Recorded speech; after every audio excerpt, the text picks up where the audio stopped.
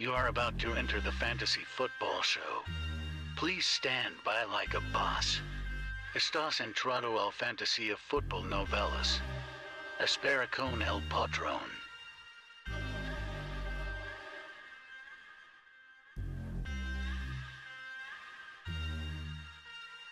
Smitty is live Monday through Friday, 7 p.m. Eastern.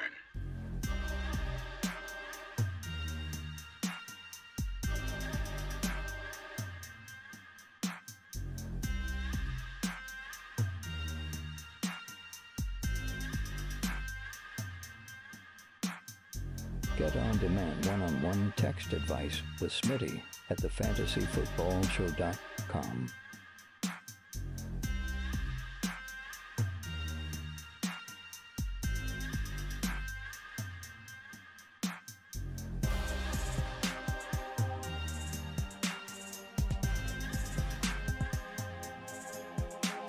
You are about to enter the fantasy football show.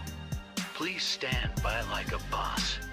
Estás entrado al fantasía fútbol novelas. Espera con el patrón.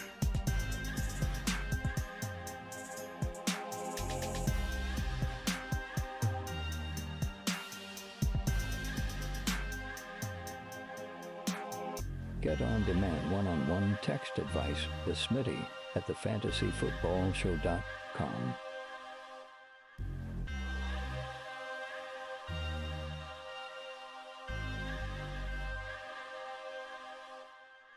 You are about to enter the fantasy football show. Please stand by like a boss. Estás entrado al fantasía fútbol novelas.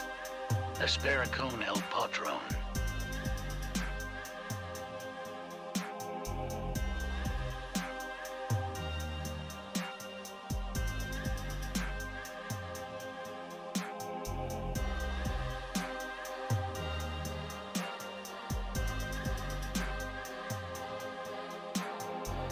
Smitty is live Monday through Friday, 7 p.m. Eastern.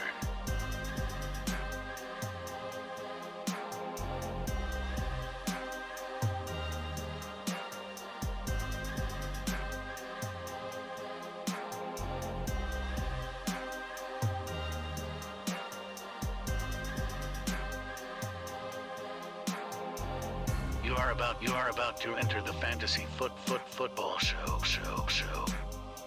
Please stand by like a boss. Estás entrado al fantasía fútbol novelas. Espera con el patrón.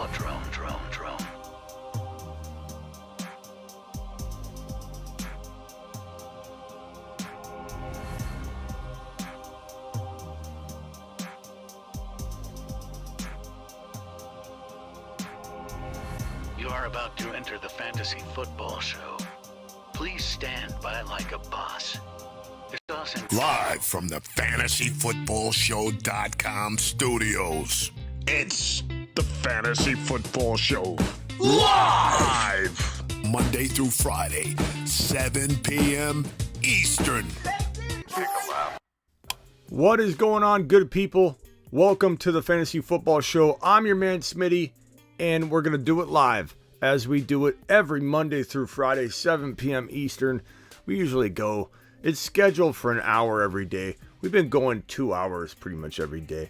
Appreciate every one of you following in. Today we're doing an ADP ranking show. Of course, we're taking phone calls. Of course, we're doing the voicemails. We're doing all the regular stuff we normally do. So get them thumb up counts up. Subscribe if you're new. And let's get to it. Meet the Woo. Appreciate you being here. The Bruce, Raphael, James, first in the building was Jeb. We got Ron Navy in here. Philip, Michael K, CPA, Bo. We got Smitty, Bark, Blackbeard. Everybody's here. Whole clan's here. Thorbear, filing in. 60 of you watching. Please punch the thumb up. Wipe your feet. Guys, I talked about it yesterday. I talked about it a little bit the day before. Every single day that goes by, I feel more and more confident about this statement. I'm avoiding Nick Chubb in 2022. I'm avoiding every single Cleveland Brown player except for Kareem Hunt, because Kareem Hunt has now entered back into potential flex type value territory. Paul with a super chat. Paul, appreciate you. Paul, if you have a comment attached to that, I'll look for it. East Coast Tatty, what is up, my guy? Sandu's in the house. Ryan, what's up? What's up, Coach Ryan? Meet the Woo. Bella, check yourself. Appreciate every single one of you. Chubb is going in the 14 to 18 overall territory in your draft. Too expensive for me. Too expensive. I understand there's upside. I understand he's the best pure running back on the team. But this guy, Kareem Hunt, is almost as good between the tackles. You can complain about that. You can tell me I'm wrong. That's fine. We all have opinions, and I'm okay if your opinion varies from mine. I'm not going to get upset at you if you have a different opinion. I'm not going to be right about everything I talk about. It's gonna happen. Your boy Smitty's gonna miss hardcore on a couple players. It happens every year. But I believe that we land more than we miss, of course, or we wouldn't be here, right? And to me, I smell a problem in Cleveland that just the odor keeps getting worse and worse and worse. And if you're thinking things aren't getting worse by the day in Cleveland, you're kidding yourself. You're a dog pound loyalist, and I get it. I respect it, but there's no way that I'm feeling good whatsoever about these Cleveland Brown players except for Kareem Hunt. Kareem Hunt was literally a third, fourth round pick for a couple years. Now he enters for the very first time in several years flex territory once again. We're going to break down the ADP and talk about his running back 30 ranking. He's the 30th ranked running back on ADP rankings for running backs. Number 30, you're talking about, and I love him too, Tony Pollard territory. I love Tony Pollard. I love Kareem Hunt. These are potential league winners. Kareem Hunt's now a league winner again. He's not a risky third or fourth round pick. And it has something to do with the whole Cleveland Brown situation is making him fall, because nothing's really changed from year to year. He's still the same player in the same position he was last year and the year before when Kareem Hunt was going in the fourth round. Now he's going in sometimes the seventh and eighth round, and I absolutely love his value because the team they're gonna face 8-man front after 8-man front. Defenses are gonna try to make Brissett win the game. And they're gonna need to turn to a running back that can also catch the football a little better than Nick Chubb. I'm not saying that Kareem Hunt's gonna unseat a healthy Nick Chubb. I'm not a complete moron. I'm telling you that this guy's gonna come for about 40% of the work. That's gonna devalue him. And if he's got a good grip on 40% of the work and this man gets injured, guess what happens? Kareem Hunt comes in and delivers low-end running back one production per start, and maybe he starts 4 or 5 games. Maybe he becomes a secret weapon, win a league player, because he only plays 4 or 5 games as a starter, but it's down the stretch when you need it. The likelihood of injury is further downstream. When you maybe need a running back, when you maybe be trying to climb into your playoff contention, and you've got Kareem Hunt sitting there like Tony Pollard to win you a league. Love it.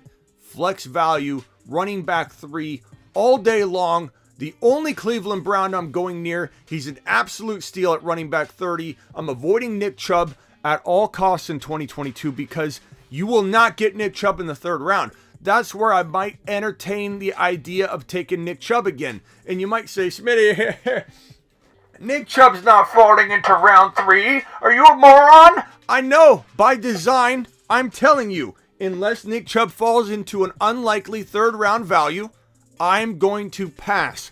Hard pass on Nick Chubb. Doesn't mean I don't like him. Doesn't mean he can't deliver. It means the risk is growing by the day. The stench of this team right now is bad. It's looking bad. It's going to get worse. Maybe Deshaun Watson only gets 6 to 8 games. There are Browns podcasts everywhere, granted Browns podcasts everywhere, that are today talking about how there's a potential. We got a new YouTube member. A new YouTube member. Appreciate having you, Roger. Roger's a part of the YouTube exclusive membership, which I'll drop a link in the chat and pin it, and you guys can have all the emojis that this man's about to drop. Roger, can we get you to drop some of the new emojis that you've just been gifted by the membership? Having access, drop some, throw some moon shots out there. If you want YouTube membership access, here's the link. I'm going to pin it in the chat. That's how you can grab a hold of that bad boy. So I'm going to pin that in the chat. Go for it. Go for it. Go for it. We had a couple super chats. Cameron, I appreciate the super chat. I really do. You guys are absolutely amazing. Paul, thank you again, my man. Thank you again. Paul's the man. Cameron says, check out this big three, Pollard, Smitty, Uhtred. If anybody doesn't know who Uhtred is, they haven't watched Last Kingdom on Netflix. He is one of the best characters ever invented for streaming TV purposes. Go watch Last Kingdom. Uhtred to the moon. To the moon. Absolutely. And Pollard to the moon. To the moon. And Kareem Hunt. Little baby moonshot, baby. To the moon. Because Kareem Hunt is going at a ridiculous running back 30 value. I'm here for it. I'm here for it. Phil, appreciate you. Destiny is all, says Matt. Destiny is all. To the moon. Go watch Last Kingdom. You'll know what I'm talking about. You won't be able to stop it. You'll be streaming all night long. You'll be streaming all night long. Ron Navy getting the welcome from Roger getting the welcome from Ron Navy. I think we got another one. We got another one, ladies and gentlemen. As these come piling in, Navage, DM me on Instagram right now. I got something to tell you. As these come piling in, we get more and more emojis that get unlocked too. We get all these different like perks as we get a bigger community of these YouTube exclusive memberships. And if you have one, there are 2 levels. One of them for the video calls that we do every Sunday. And then the other level, the $1.99 hauler. It's $1.99 to be a member, and it's linked in the live stream. You get all these emojis. You can drop them like crazy. I want to see you, Navage, drop some emojis and DM me. You also get exclusive chat member access to me when we do live streams for the Start Bench shows. Not going to lock down the entire show or every show or anything, but we're going to give YouTube exclusive members that are dropping a $1.99 hauler to help support the show. We're going to give you exclusive access because during the Start Bench shows and when we're live during the season, right now it's July 7. We got 85 people in here. Hit the thumb up button, wipe your feet. We got 85 people in here. When we get busier, when we get toward, the Thursday, Friday night, Saturday night shows that are close to week 1, we're going to be popping in here, and it's going to be impossible to see every message. Right now, I can kind of almost read every single message. East Coast Tatty joining. Attaboy, East Coast Tatty. Drop a few emojis, my man. As we get more of these memberships, man, when we lock it down to member-only chats, where only members of the $1.99 or above membership are in here, we're still going to have the chat going like this because you guys are just filling this bad boy up. Absolutely love it. We got Cameron in here. We got Pearson. We got Ron Navy. We got Grind for Gold. Just did a Grind for Gold right here, buddy. Appreciate you. You guys are awesome. This community is far and away, I got a ruling. This community is far and away the best community on YouTube. We are rocking it. Join my Discord. Go to thefantasyfootballshow.com. Click the Discord button. We're growing that bad boy too. On to the next topic. ADP rankings. Let's go through the industry average ADP rankings. These are averaged between multiple ADPs out there in the industry. And we're going to break down each and every one of these running backs. We'll do a wide receiver show. We'll do this running back show. We'll do a tight end and quarterback show. Smitty's getting his squats in today. Yeah, that's part of the awesome part about every time I got to stand up and clap. Thorbear joined the memberships. Every time I got to get up and stand, it's a squat. I'm working the abs. 60 likes, says Pearson. Let's get those likes up because we got about 90 to 100 people watching. So appreciate that, Pearson.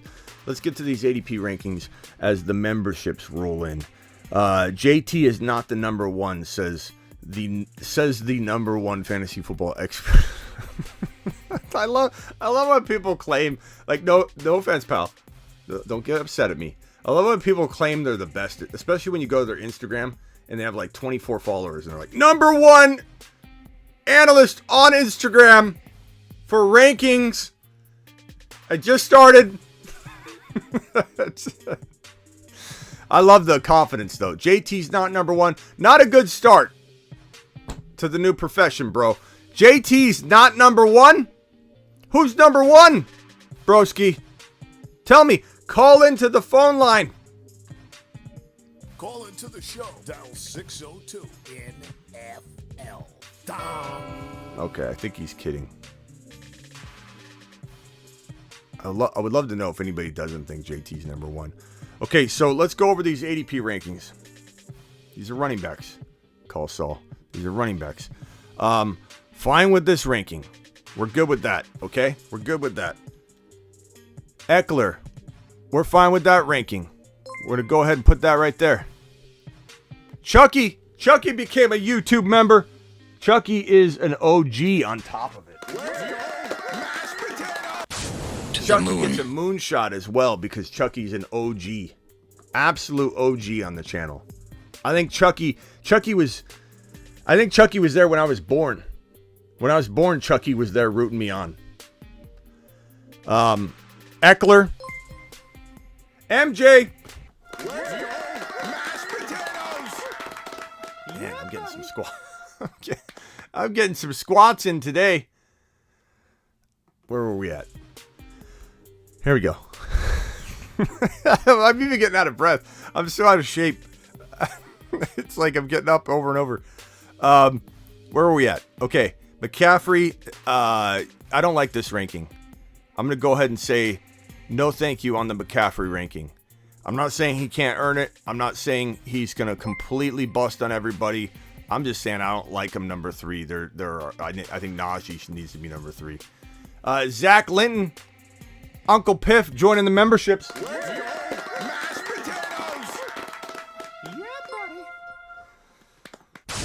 the moon. RGB. Russian collusion. Did it show Russian collusion as well? I feel like his didn't pop up. Russian collusion. There he is. There he is. Attaboy, Russian. Appreciate you, good buddy. Drop some emojis. The link for this is in the chat pinned if you want to become a YouTube member. We're popping off on them today. We're popping off. I think if we ever get like 10 in one single live stream, like a mandatory hour and a half show instead of the hour or something. Or I got to do some kind of like 50 pull-ups or something. Or we'll come up with something, whatever you guys want. Derrick Henry. I mean, these aren't horrible ADPs. I'm just gonna I'm not gonna put red check marks or red X's next to players that I don't think are horrible. I'm gonna put them next to just the bad ones. I'm not gonna give McCaffrey a check mark. I'm not gonna give Derrick Henry a check mark. I don't like the values when you got guys like Naji Harris. Love that ADP. Derrick Henry. It's not horrible. It's just not. I think it's just a high likelihood of disappointing. Dalvin Cook, it's not horrible. Javonte is just some of the most phenomenal ADP value you're going to find. DeAndre Swift, some of the most phenomenal ADP value you are going to find. Nick Chubb, don't like it anymore. Don't like Nick Chubb's value anymore. Put that right next to Nick Chubb. Alvin Kamara, that's awful value. You take Alvin Kamara there when you still got other players on the board that can help you win your championship. I don't know why you would do that. Aaron Jones even, no thank you. Leonard Fournette, you guys know how I feel about Fournette. That's not amazing value to me. It's not even like value that I would say like it deserves a red X. It does. Barkley, I'm not going to put a red X next to him, but I'm not going to double stamp or triple stamp that value. Don't love it. Aaron Jones, it's good, but not worth a green check mark, but it's decent value. Monty's pretty good value down here. I actually like Monty at running back 19. That ain't bad. Ron Navy dropping a super chat. Thank you, Ron. Gibson's pretty good value as running back 20. Ron says, already have had 10 join today. So it looks like we're doing an hour and a half show. Thank you. bringing the vlog back. I might do the vlog stuff just on the main channel. You know, it just makes sense, I think, to keep growing this one. How do I feel about Akers? That is a red X. Thank you for telling me. Akers. Aaron Jones. You know what? That's Aaron Jones ranked at that value is probably pretty darn good. Because he's going around like 14 to 18 overall. You're telling me he's the 14th running back ranked? That's pretty good. Saquon, I'm neutral on. I don't love it. I don't absolutely hate it. Mixon, I'm neutral on. Dalvin Cook and Derrick Henry, I'm almost like I don't like the value, but a little more neutral than I am anything else. Breece Hall, phenomenal value. Breece Hall, phenomenal value. Travis Etienne, phenomenal value. The two most intriguing players on the entire board are at 21 and 22. Breece Hall and Travis Etienne. Give me those two as my starters. Let that be my running back 1 and running back 2, and then I go wide receiver heavy. That's what I'm talking about. Let's put a green check mark next to Elijah Mitchell at running back 23. I don't hate this A.J. Dillon value. I don't know that it's green check mark worthy, 24. I would say it's on the verge of a green check mark, but we're not going to give these out like candy, okay? I think Tony Pollard gets one. I think in terms of a bad check mark, red X, I think J.K. Dobbins is a bad pick here. He's not even ready. I'm indifferent on Clyde at that value. I think he can earn a little bit later. I'm definitely all in on Clyde if he falls to a very late spot, but I feel like that's pushing it. I don't think that feels like amazing value. I think Chase Edmonds is a big avoid for me. This isn't horrible value, but I guess I want to emphasize that by putting that there. Kareem Hunt's fantastic value. I think Michael Carter, even though as much as I love Breece Hall, this is good value, and it's a good sign for people that want to cuff Carter to Breece Hall. Cordero Patterson, indifferent. Penny, indifferent. Miles Sanders, running back 30 is not so high that I'm like just throwing my arms up in the air. Damian Harris, indifferent. Singletary, indifferent. Kenneth Walker just dropping massive loads from this value right here. This is phenomenal. I would say so far, if I was to try and collect my favorite picks of ADP, I would say Hall, Breece Hall. So Hall at 42. 21. ETN at 22. Walker at 37. Crazy. Pollard at 29. Mitchell at 23.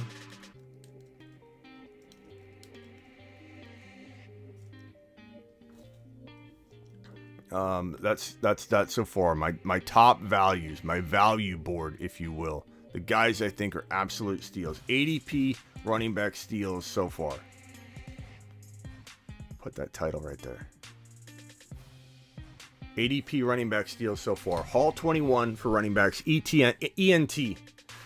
Who's ENT? ETN. 22. Walker 37. Pollard 29. Mitchell 23. Madison's pretty good value there. I'm not going to put a green check mark next to him necessarily. Love Madison. That's pretty much it right there. Isaiah Spiller, no thank you. Ronald Jones, no thank you. Darrell Henderson's interesting. Definitely keep an eye on him because the according to my strength of schedule, the Rams do have one of the best schedules in the entire NFL if you incorporate. Hunt at 33. That was the whole show is based around Hunt. Thank you. Kareem Hunt 33. Those are your steals right there, ladies and gentlemen. These are the guys that are going to help you win leagues when they fall to this ridiculously low value. Give me Breece Hall. Give me ETN. Give me Walker and Pollard and Mitchell and Hunt. Am I missing anybody else? Aaron Jones, DeAndre Swift. Javonte. What are we doing? Javante's number 1. Javonte at running back 8. I know that might seem like, okay, well, that's a lot higher than, it doesn't matter. The impact of Javonte at number 8 is equivalent to any of these guys. Gibson, Breece Hall. Swift is good. I'd say Swift is borderline. At running back 9, Swift's got to be on here too. We'll put him right around here. Swift. I don't know that these are like in order. Swift 9. I mean, give me a break. Swift at 9 is a monster steal. It is. Akers, red flags, absolutely. How do you like Spiller, Smitty? I don't like Spiller, Ricky. I just said that. I don't like him at all. He's slow. He tested at the bottom of every category at the combine to validate what I said before the combine, that he's slow.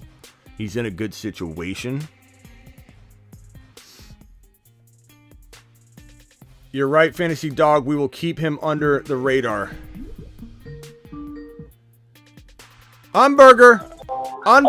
What's up, Umberger? What's up, bro? I see your RB ADP rankings, man. I love them, man. When are you going to update your Fantasy Pros rankings? Probably this weekend. I'll do that. Okay, man. I was just going to say, maybe do a live stream while you do it, and you can be a good time to do it. Yeah, maybe I will. Maybe I will make it a live stream. I definitely need to update those rankings. I imagine they're not crazy off, but man, what you'd be surprised. You know, these people that come out on Burger and they say, we've got a draft kit coming out, 10 more days until our draft kit, 9 more days until our draft kit, 8 more. Like, Umberger, I run a 365 operation. We don't close. Don't close. Sandu says Fantasy Pros has Breece Hall as my number 5 running back according to my rankings. Attaboy. Hey, Sandu, is there anybody in the industry that has Breece Hall ranked higher than I do on Fantasy Pros? Tell me. I guarantee I'm the highest Sandu on Breece Hall. Number 5. I put Breece Hall number 5 on Fantasy Pros for the draft rankings, the predictive rankings. Yeah. And, we'll see. Okay. You want to go? 3-1, yeah. All right. Take care, Smitty. Yeah, I appreciate you, Umberger. Call back anytime. Sandu says nobody has Breece Hall higher than me on Fantasy Pros. And if somebody came in and put Breece Hall higher, I think I'd maybe... your highest for Breece and Javonte. I think I have Javonte Williams is either the number 1 or number 2 running back. Sandu, can you confirm on Fantasy Pros? I think I put him as the number 2. I may have him at 1, but I think I put him at 2. I put Breece Hall 5.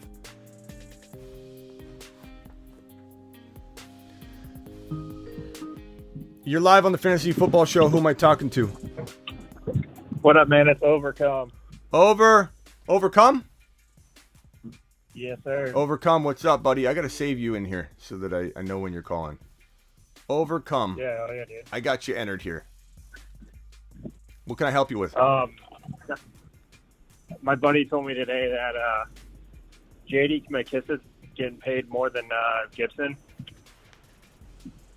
What do you think about that backfield? I think it's a very dangerous backfield to flirt with. I think that there's a lot of upside in Gibson. I think if you can get Gibson around the 4th round, like end of the 4th round, maybe even breaching into round 5, you're playing with a lot less risk. So give me Gibby at the end of 4, but especially early 5. If he climbs any higher than that, I'm out. Right on, man. You know what I mean? Because like I like him. I'm not saying I don't like him. He actually finished higher than I ever imagined when I pulled up all the rankings, bro. And I think I did that live on a show when I was a little bit critical of him, and I didn't realize he had scored as high as he did. I feel like there's so much risk there, but people are forgetting that it's packaged in. It's similar to the Dalvin Cook situation, many years back when he hadn't broken out yet. And I said that he'd be a top 5 running back and he was going at 18 to 25. And you kept having people say, no. He's not a top 5 running back. Well, you don't have to expect top 5 running back value. Gibby at almost 5th round value, or let's just say we say 5.1 on, okay? Let's just lock it in. Gibby at 5.1 on. If he goes at 4.8, he goes at 4.8. Big deal. How is that risky? Like, even sharing carries, Gibby should earn you every bit of that investment at 5.1. You know what I mean? So it really just depends on where you get him. If you have to take him at 4.1, it's a little riskier. Yeah, right on, man. What else you got? But JD McKissick, you want to know about McKissick? Yeah, well, I briefly said McKissick. I don't know. I don't think he. I mean, I don't know. What do you think? Do you think he could take over the lead role? There's no way, right? I mean, he had the opportunity. I mean, Gibby's I don't know. He was dealing with that injury last year. They'll probably give him a chance, but I wouldn't say it's crazy. I mean, you probably need an injury. There's no way they just like supplant and put McKissick in and bench Gibby. But could Gibby get hurt? Yeah, I mean, here's the thing about Gibby, man. He came out of college with 30-something rushing attempts and 30-something receptions. You almost caught more passes and ran more rushing attempts in college than Gibson. Like, it's crazy. You probably didn't even play college football, and you still almost matched his college totals. He did not come out of college as a bona fide, pedigree, high pedigree running back. He had almost no resume whatsoever, and the Washington commanding football team took a gamble, and it was a good one. Like, it was a genius pick, in a sense. But he has so much risk because he has no resume from college. Like, bro, 30 rushing attempts in college is nothing. 30 receptions in college is nothing. Like, this guy has no college resume. So, could he get hurt? Yeah, we have no track record that he can hold up as a full-time running back. That's part of why you never see a guy like Gibson play as a top running back for years and years when he hasn't done it at the college level, because you're tested. You're proving that you can handle the workload. But the thing is, we've seen Gibby do it in the pros to a degree, and he's so explosive when he's on the field, it's hard to overlook it at 5.1, or very late 4th round value. In 3rd round value, no thank you. No thank you. Right on that. Right on. But to answer your question on McKissick, if Gibby got hurt, I'm sorry I keep dancing around the question. McKissick I could see him very much being a PPR guy. I think Robinson comes in and takes a lot of the between the tackle stuff. I don't think they give that to McKissick. Oh, yeah. I think if Gibby went down, Robinson would see a huge uptick in work, and McKissick would as well in turn, but a lot of his uptick would be in the reception department. He'll take over all the receiving work and get some of the work in between the tackles, but McKissick's the kind of guy that isn't going to run for 100 yards a game. If Gibby was out for the year, Robinson would get at least 30 or 40% of the work, and McKissick would get the other share. Jarrett Patterson, I'm sure, would come in. But what's unique about McKissick, and to not give your buddy, a credit for his prediction or anything, or say that it's more likely than you're expecting, but if McKissick gets a hold of 30% of the rushing attempts and owns all of the receiving stuff, that's a really good flex player. That is a player that could outscore, Gibby if he gets, half a season of that kind of work. So I like McKissick a lot, but I also kind of like Gibby a lot. It's very conflicting. That's why it's a very dangerous situation. Like, it feels like the Kenyon Drake situation in Arizona. It's like, it seems so enticing, and you like it at the right value, but it screams Kenyon Drake. Kenyon Drake had so much upside, but it was a really bad situation. Right on, dude. All right, man. Appreciate you. Yeah, for sure. Call in anytime. He sounded a little sad. I think maybe his buddy, he's thinking I'm saying his buddy's right. I'm not saying his buddy's right. I'm just saying, you're live on the Fantasy Football Show. Who am I talking to? Hey, Smitty. This is Smitty also. What's up? I had a question about your running back rankings. There's one player I think that you need to put a check mark on. Okay. That's A.J. Dillon. I think he deserves it. I feel like he's getting drafted at his floor right now. And we know Aaron Jones never really could play a full season. A.J. Dillon, yeah, I mean, I think the reason I didn't put the check mark, I did give him a compliment. I'll put a check mark there for you. Yeah. Is just because, like, the ADP of that value, he can certainly earn it. It's not like screaming, like you take him at 24 overall, you're taking him like kind of in the 5th round or something. And it's a little early, but could he earn that and explode from it? Sure. But I didn't feel like, I'm going to take the check mark off. I don't think it's worth he's one of the best values on the board. I think I'm not indifferent on it. I just feel like he's inching a little more toward, being a green check mark. But I just don't feel like it's, I don't know. Overcome, thank you for the super chat. Thank you for the call. Call in again if you got another question, Overcome. I agree with you, though. So tell me why you love A.J. Dillon. Speak on it. I just feel like worst case scenario finishes like RB20. I think without Adams, they feed him more in the run game, and I think he is guaranteed like 1,000 yards, 10 touchdowns, even with Aaron Jones splitting if they take 50-50. But I think his ceiling, if Aaron Jones were to go down, is like 2nd round, potentially 1st round. Okay, I got you. So I think he's getting drafted a little bit below his floor. I just love him anywhere. Like anybody over, I got to take him over Zeke, Jacobs, Akers, Gibson. Yeah, I guess when I see Kareem Hunt here, I guess when I see Kenneth Walker here, when I see Mitchell right above him, it makes me feel like, okay, he's pretty well placed right there. I think he can maybe even win leagues from that spot if things happen just right. And if I could say Tony Pollard gets a green check mark and he's not the starter, then I kind of understand and agree with you. But look where Pollard's going. He's going almost running back 30. So there's a little bit of a space in between. I love Pollard. If Pollard as well. If Pollard was ranked number 24, I might have a little bit of that. Like, I don't know if I put the green check mark next to him or I'd want to. I probably would because I love Pollard so much. But Pollard at 30 versus A.J. Dillon at 24 is a pretty big difference. Because, like, if you mix in wide receivers and, a tight end and then maybe a quarterback or two, you're talking about almost another round or a round and a half down. So Tony Pollard feels a little bit more value. But I get what you're saying, and I love A.J. Dillon. I like Aaron Jones a little bit, too, this year, obviously. But I think Aaron Jones is getting a little overdrafted. But at least you can cuff him. This is low enough value that, like, you could maybe, not every time, but maybe see him fall because somebody's, like, a little bit down about, oh, you've got the starter, you've got Aaron Jones, I don't want the backup. A lot of people feel that way when they're in a draft.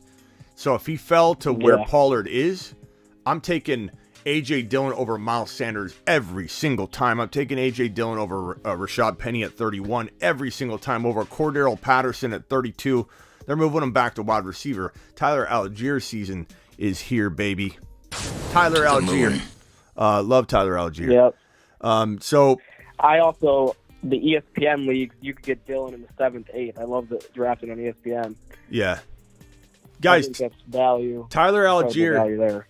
Tyler Allgeier isn't even on this list.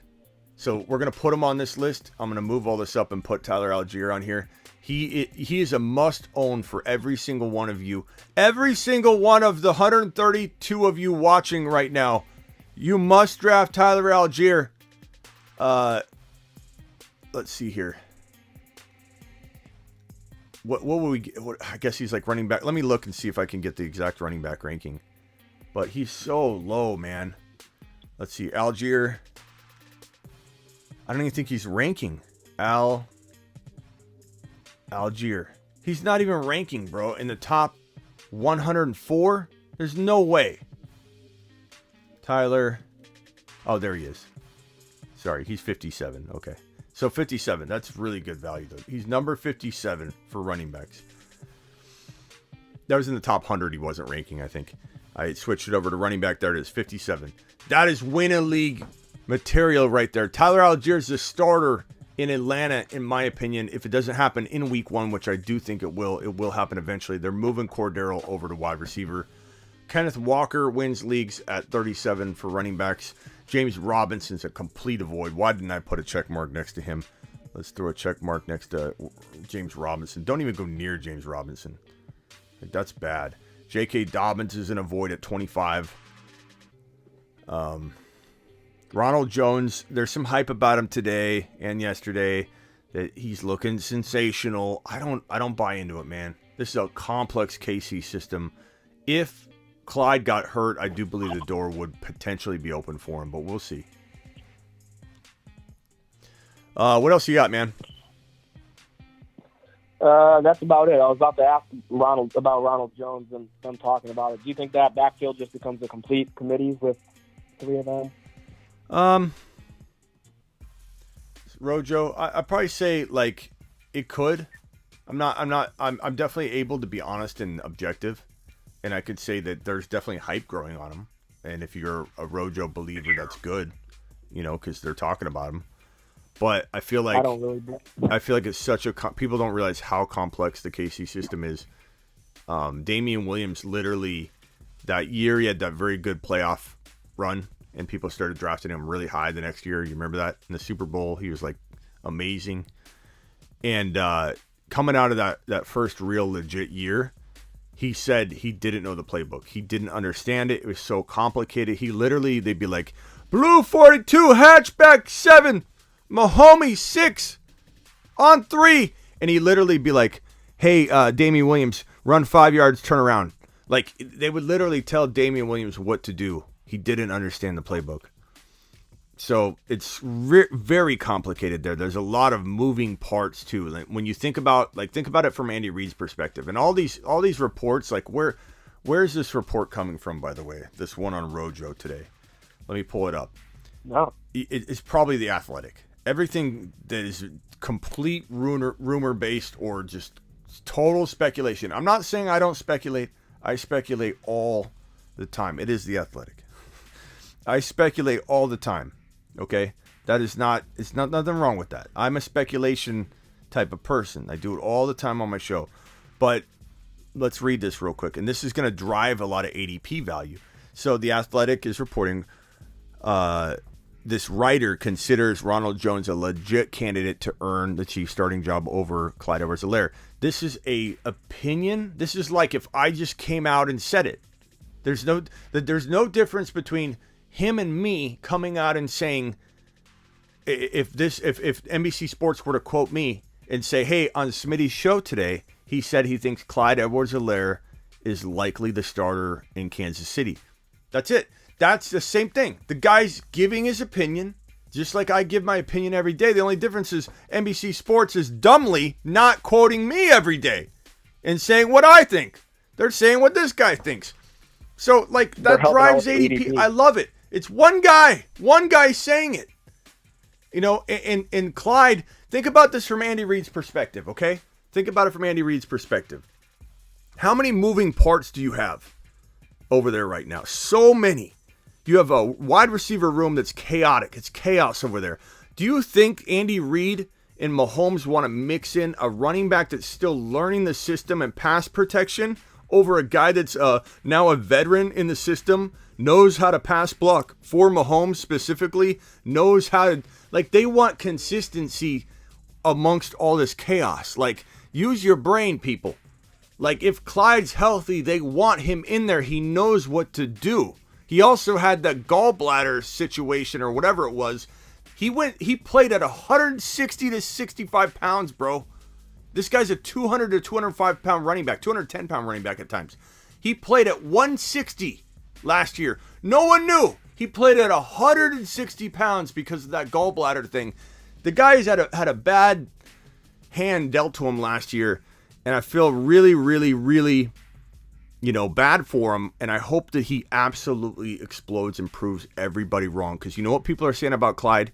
That he sucks, he's a trash can. Same thing people said about Jalen Hurts, not factoring in the situation. Do you know how many trash can emojis I've seen people drop over Jalen Hurts over and over and over? And now those people are complete completely silent. There's cricket sounds. No one's coming in here saying Jalen Hurts is trash because they're afraid if they drop that comment now, they're going to look foolish when he goes off. And then their explanation is going to be, well, he's got all these weapons. Or people that hated Jalen come in now and say, well, he's got to do well now. Like them, it's their way of admitting I'm going to be wrong. Like, I better start putting this out there so people go, okay, well, he did say that it could happen now because he's got talent. Clyde Edwards-Helaire, you can't say he's not talented. He's very talented. Joe Burrow, if you trust Joe Burrow like I do, Joe Burrow said he was the best player in college football, and he had other amazing teammates he could have said that about. It's not just because he was teammates with them. Joe Burrow played with some of the best players in college football that went to NFL teams everywhere. And Joe Burrow said this is the best college football player he's ever played with. I'm just saying, and I wish he'd go to Cincinnati. If they trade for him, imagine that. Joe Burrow would make sure he got taken care of. But this kid deserves a shot in round 6 or 7. If you're not willing to give Clyde Edwards-Helaire in the Kansas City offense that he knows very well at this point, Rojo doesn't, where there's chaos everywhere, and you know Andy Reid wants somebody that's going to know what to do and not leave Mahomes open to get freaking hit from behind. And Rojo's not this guy that comes over like, oh, this guy catches on everything very quickly. He's so amazing and smart. I'm not saying he's not a smart guy, but we've had a lot of time to watch Rojo fail. And we think he's going to come in and just take a very complicated situation on and just nudge Clyde Edwards-Helaire out of the situation where he's the veteran. I don't think so. I'll take Clyde all day long. Anything else? Nope, that's all. All right, call in anytime, pal. Yep, have a good one. Appreciate you. Call into the show. Call into the show. Call into the show. Dial 602 NFL. Dong. Anyway, you're live on the Fantasy Football Show. Who am I talking to? Smitty, this is Ron Navy. Ron Navy in the house. Ron, I got to save you in here so I know when you're calling and I can address you properly. Ron Navy. Okay, I got you. What's up? What can I do for you? Sorry I was trying to call in before, but same topic, dude. I think you're kind of undercutting Dillon a little bit. If we go about it, if you think about it, he had better stats than Aaron Jones last year. Aaron Jones faded out. Aaron Jones is an older running back. Dillon's a lot younger.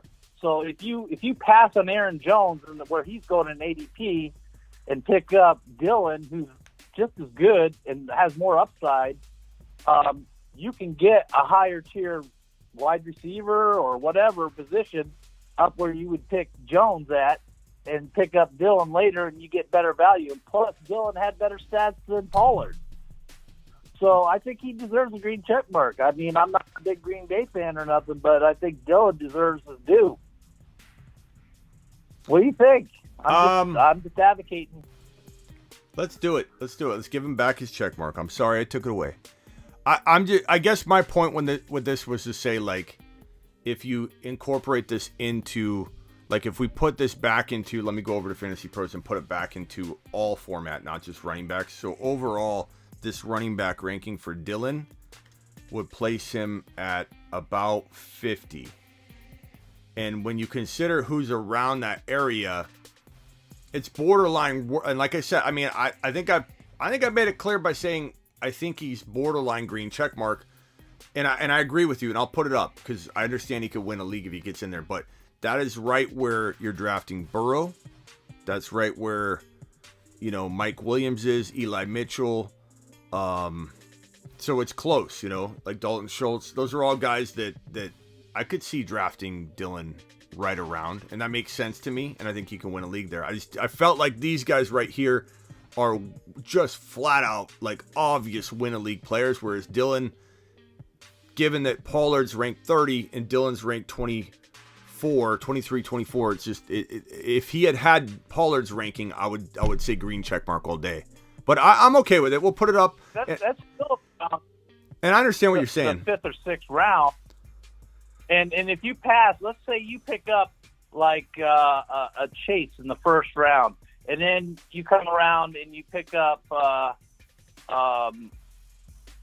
another top receiver, and then the third round, let's say you pick up Josh Allen, and so you're going down. You still need running backs. You pick up Brees in the third or fourth round, and then in the fifth round, you come down, maybe pick up, depending where Dillon's at. Dillon could be a strong number 2 or number 3 running back.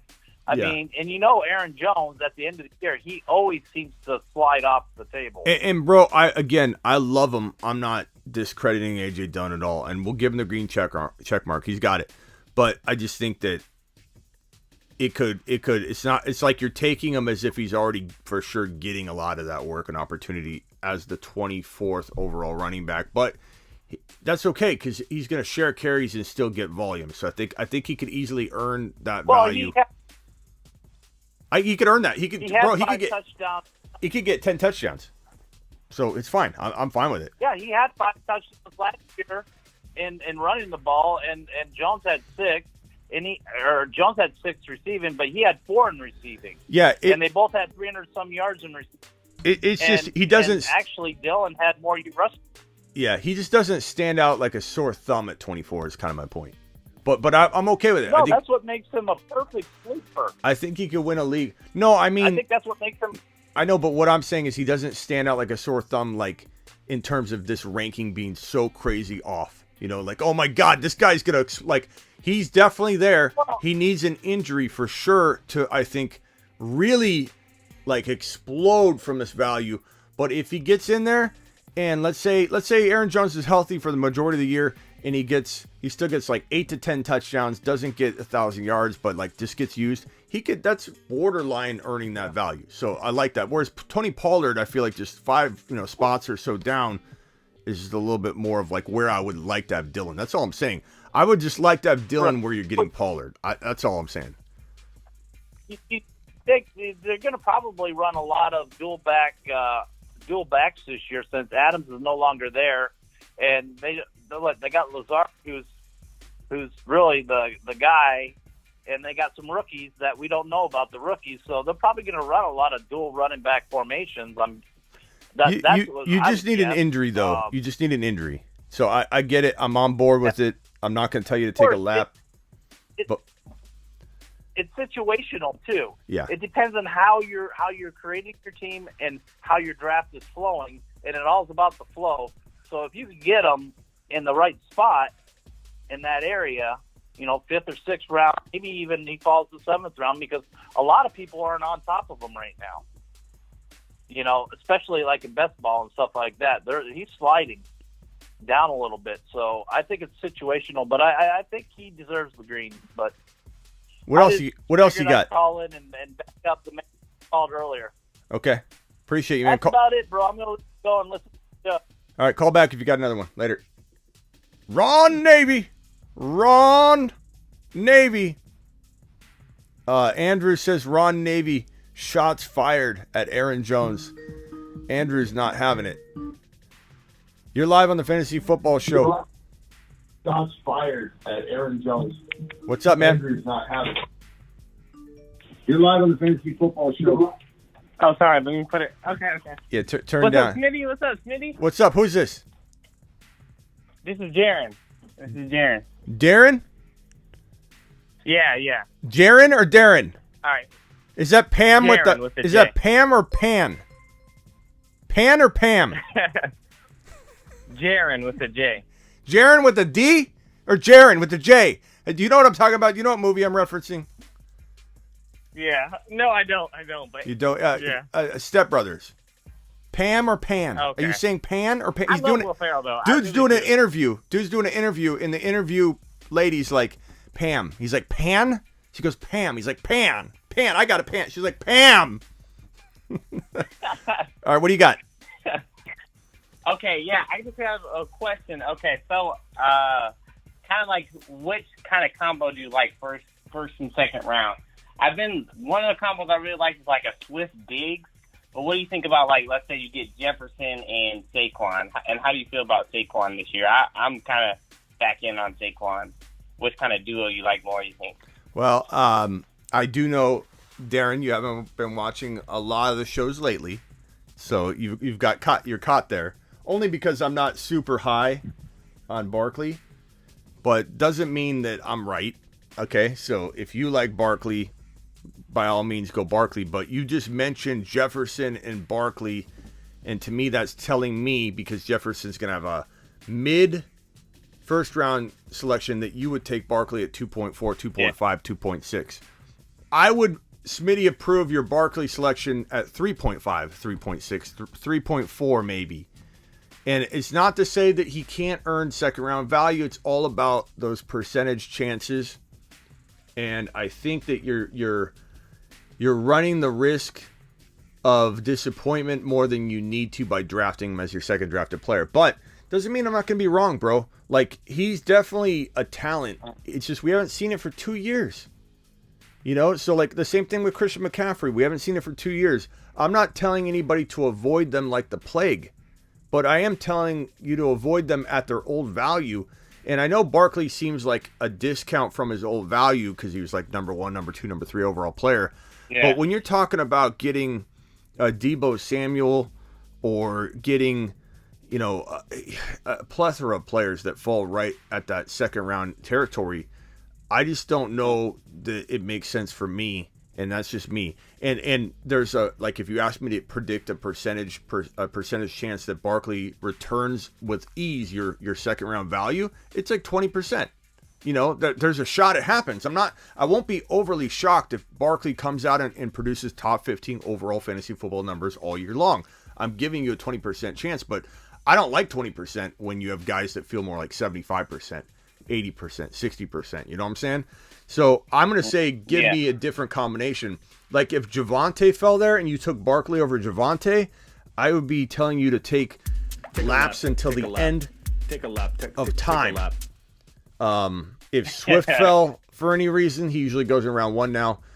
You know, like let me put it this way. I'd rather have ETN over Barkley. And I'm not saying I'll take ETN in the second round. That's not what I'm saying.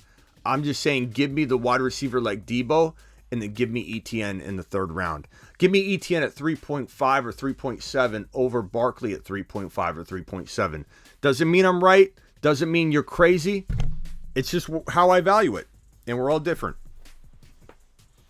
Oh, okay, real quick. So, like, in a situation like that where you're taking maybe a higher risk player or a player like injury, you know, Deebo Samuels, whatever, you know, gets injured sometime. When you start doing that, do you just go for all upside, or do you start, okay, let's say you just took Barkley, whatever. You took Barkley, do you go safe, or you just like, forget, let me just get the high ceiling players, let me get Mike Williams, let me get those type of guys, or do you cover them with safer players? It's all situation based, bro. It depends on every single situation is going to be different. If you draft a risky player, it is nice to surround them with safety if you can. Example, if you draft, let's say you take Breece Hall at 3.3. Okay, you're like me. You see, you're on the clock. Breece Hall's a fourth rounder to everybody and their mother, but this draft has gone a little different than most drafts have gone. And at running back, even Saquon's gone. Everybody's gone, but maybe ETN, Barkley, James Conner. This is a situation we had in the throne draft. When on the clock in the third round, in the early third round, we had ETN, Conner, Elliott, Montgomery, Cam Akers, and Gibson. Those are the top 5 running backs available. And we had to go all the way down the third round and back before we pick again in a group of very running back hungry drafters. There was no way we were getting a running back, even one of those 5 at the turn. Everyone that I just named got drafted before the end of that round. So every one of those 5 running backs, not one of them lasted until even the turn to come back to us. So we drafted Breece Hall. People thought it was a little bit early, but they loved our team. Everyone loves our team. When I show my team to people that you guys drafted for me, it's our team. Everybody's like, that is a phenomenal squad. Let me put it on screen here. These are the backups, and this is a starting lineup. We got Justin Herbert, Jonathan Taylor, Breece Hall, Tyreek Hill, Mike Williams, DeAndre Hopkins, Dawson Knox, Tony Pollard, Brandon Ayuk, Tyler Allgeier, Rashad White, Alec Pierce, Tyrion Davis-Price. We're still drafting in the draft. But this team's phenomenal. So what did I do here?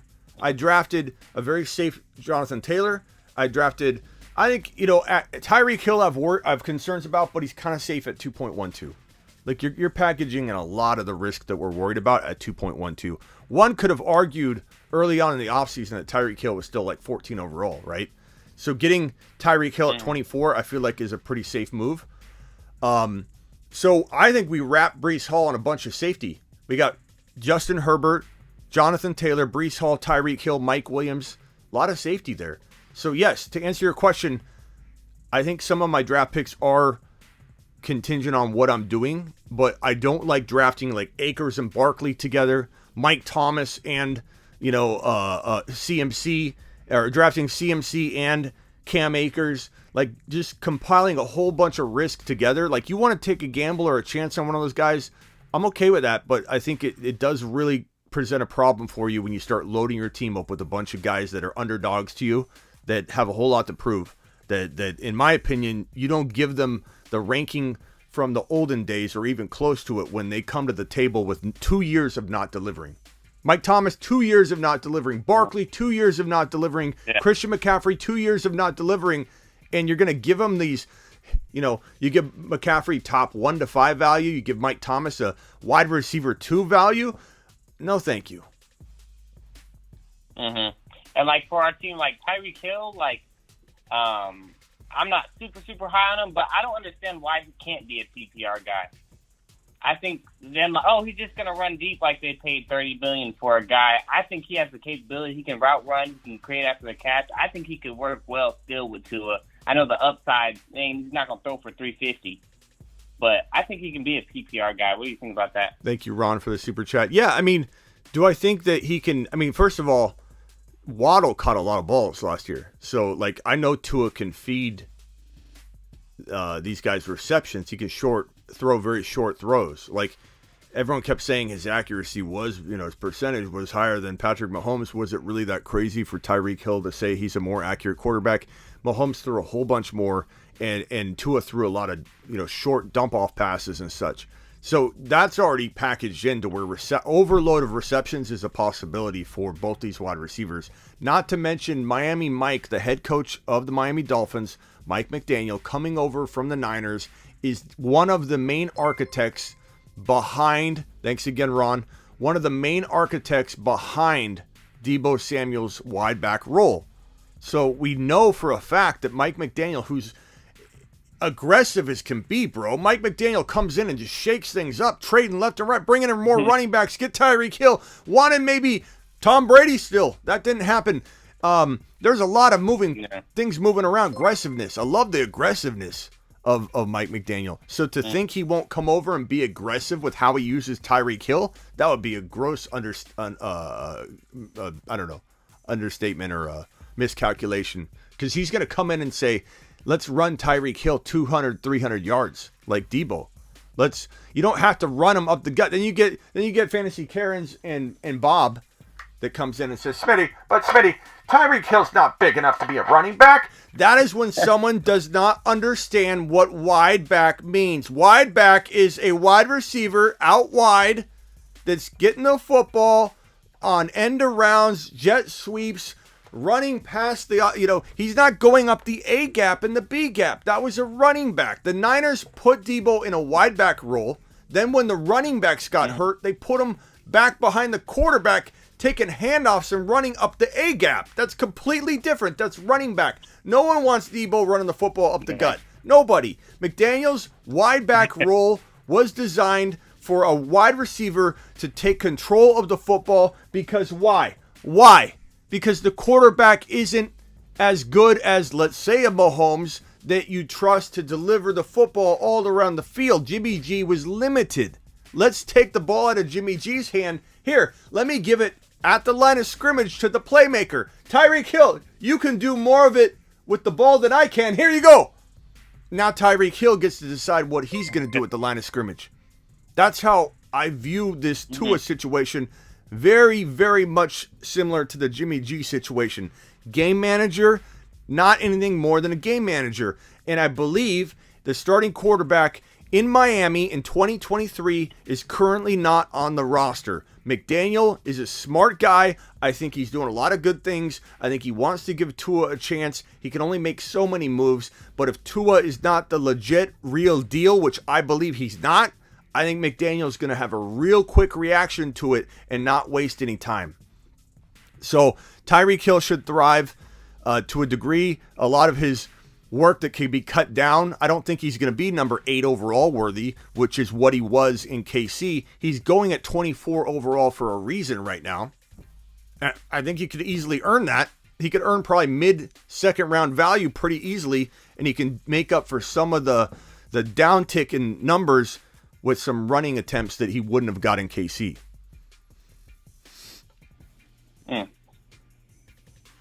Anything else? Yeah, all right. Then I don't want to take too much of your time. I'm gonna keep watching. I'll let you get to some other people.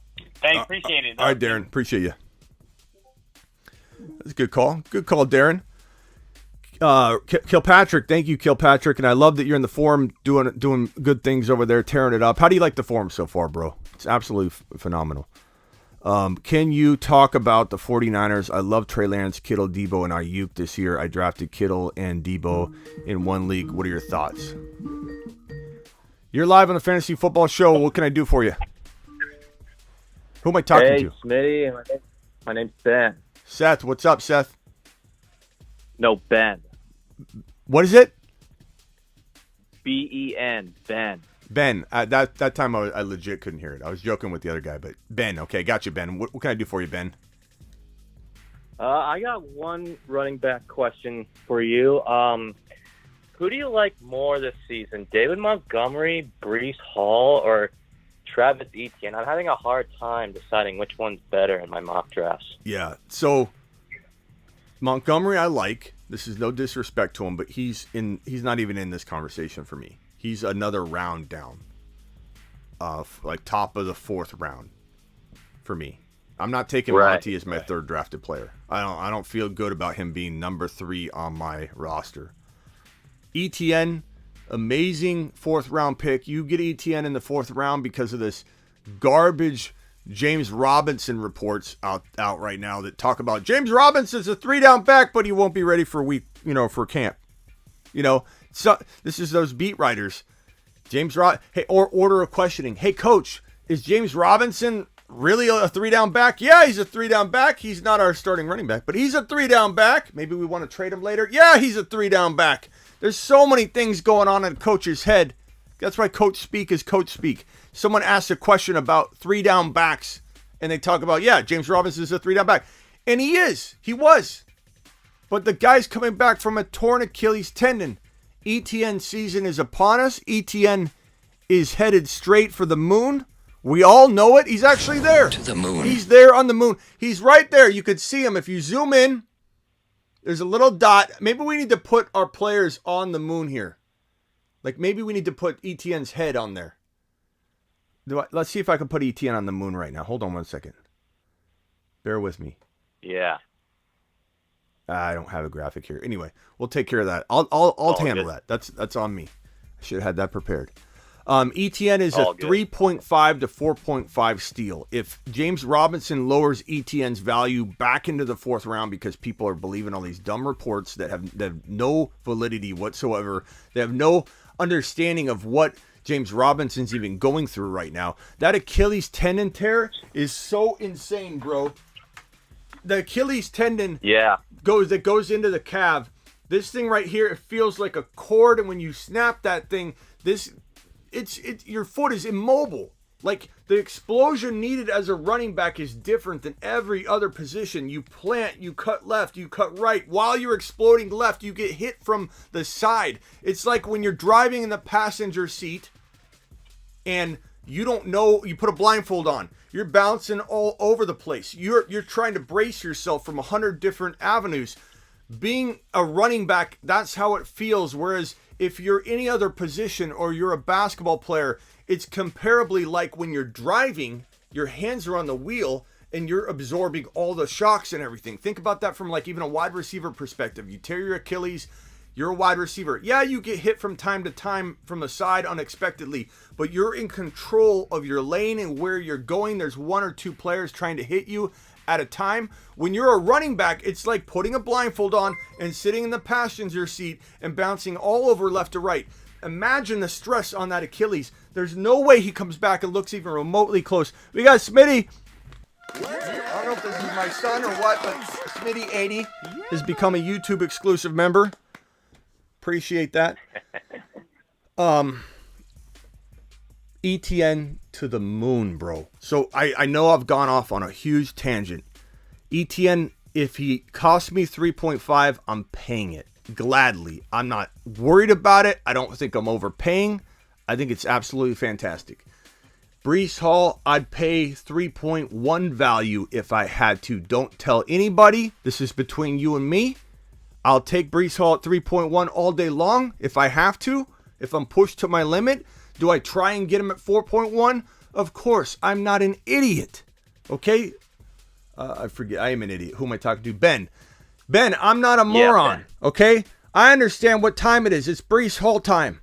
And if I can get him at 4.1, I'm going to try. But I'm telling you right now, he could be a top 5 running back. I have him on Fantasy Pros in a predictive mindset, mind you. I'm predicting, okay? I'm not trying to sort by ADP or draft rankings necessarily. Sometimes my draft rankings on Fantasy Pros can take a dump because I'll have someone like Breece Hall or someone like that ranked high, and then if the situation doesn't pan out, it can tank the entire category.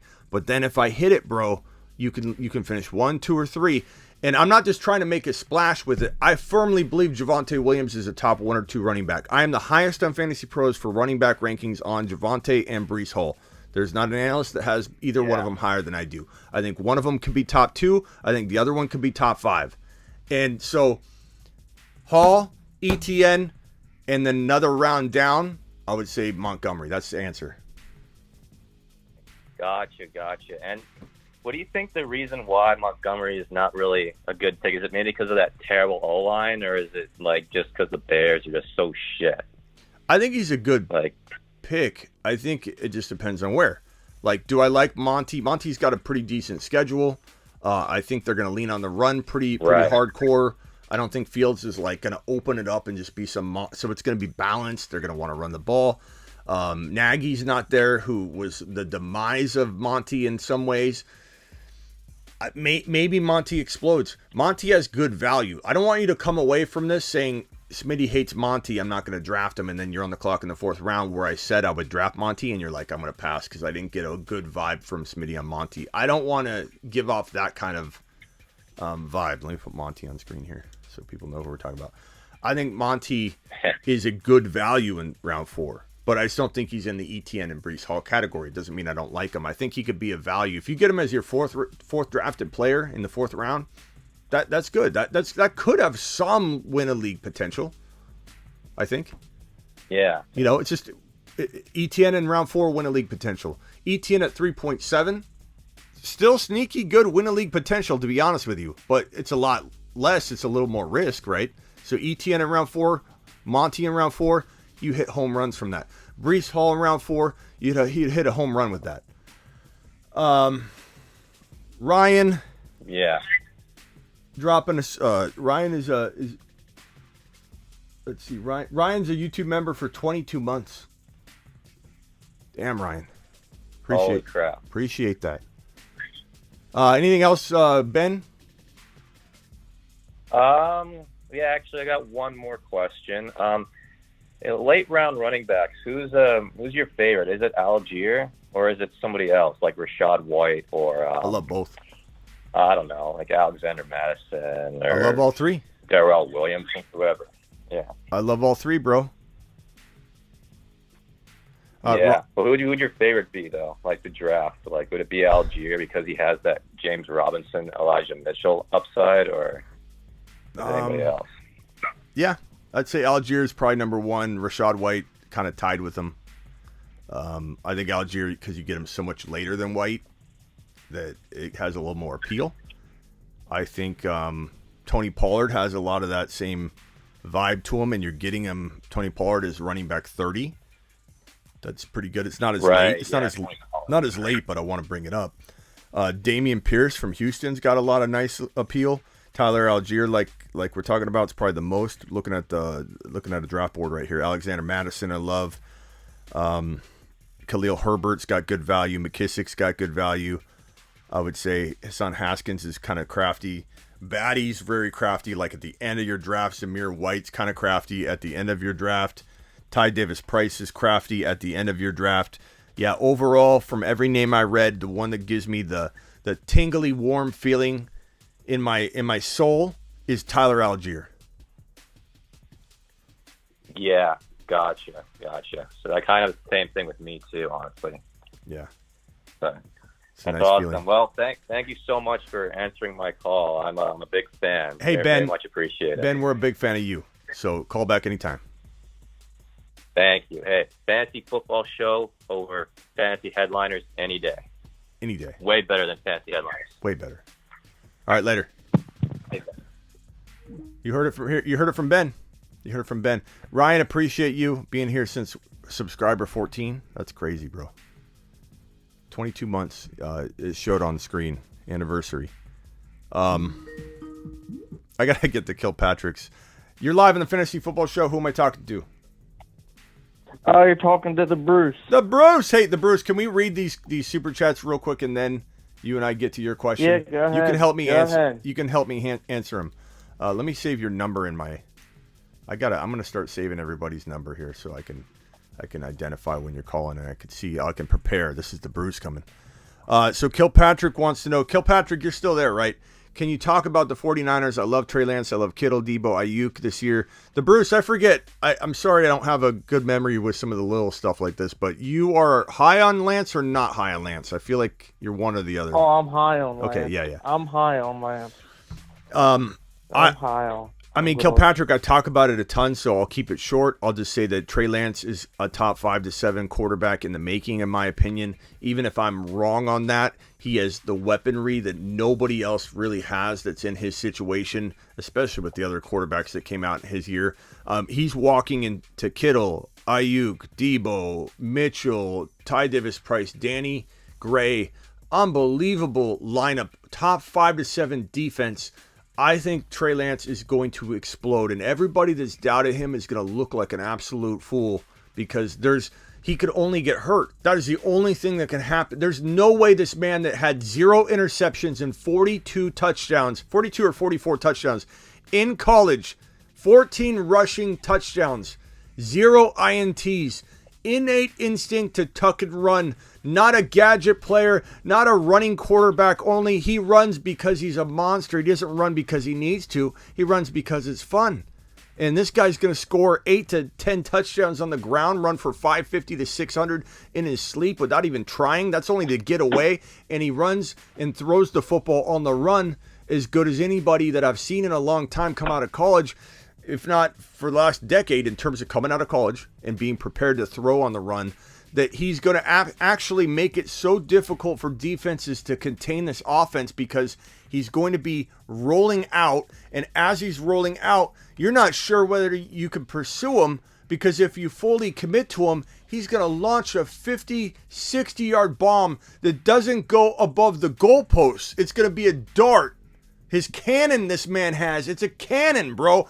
On the run off his back foot with his feet twisted, sitting Indian style in the air. This dude can throw 50, 60 yards below the goalpost. We had Eric Davis, former 49er great, come on and talk to us on Instagram on a live. He comes on all the time. He's like a fourth person that comes on our Quad Box show on Instagram. He came on and said when Trey Lance throws the football, it doesn't go above the goalpost, the vertical part.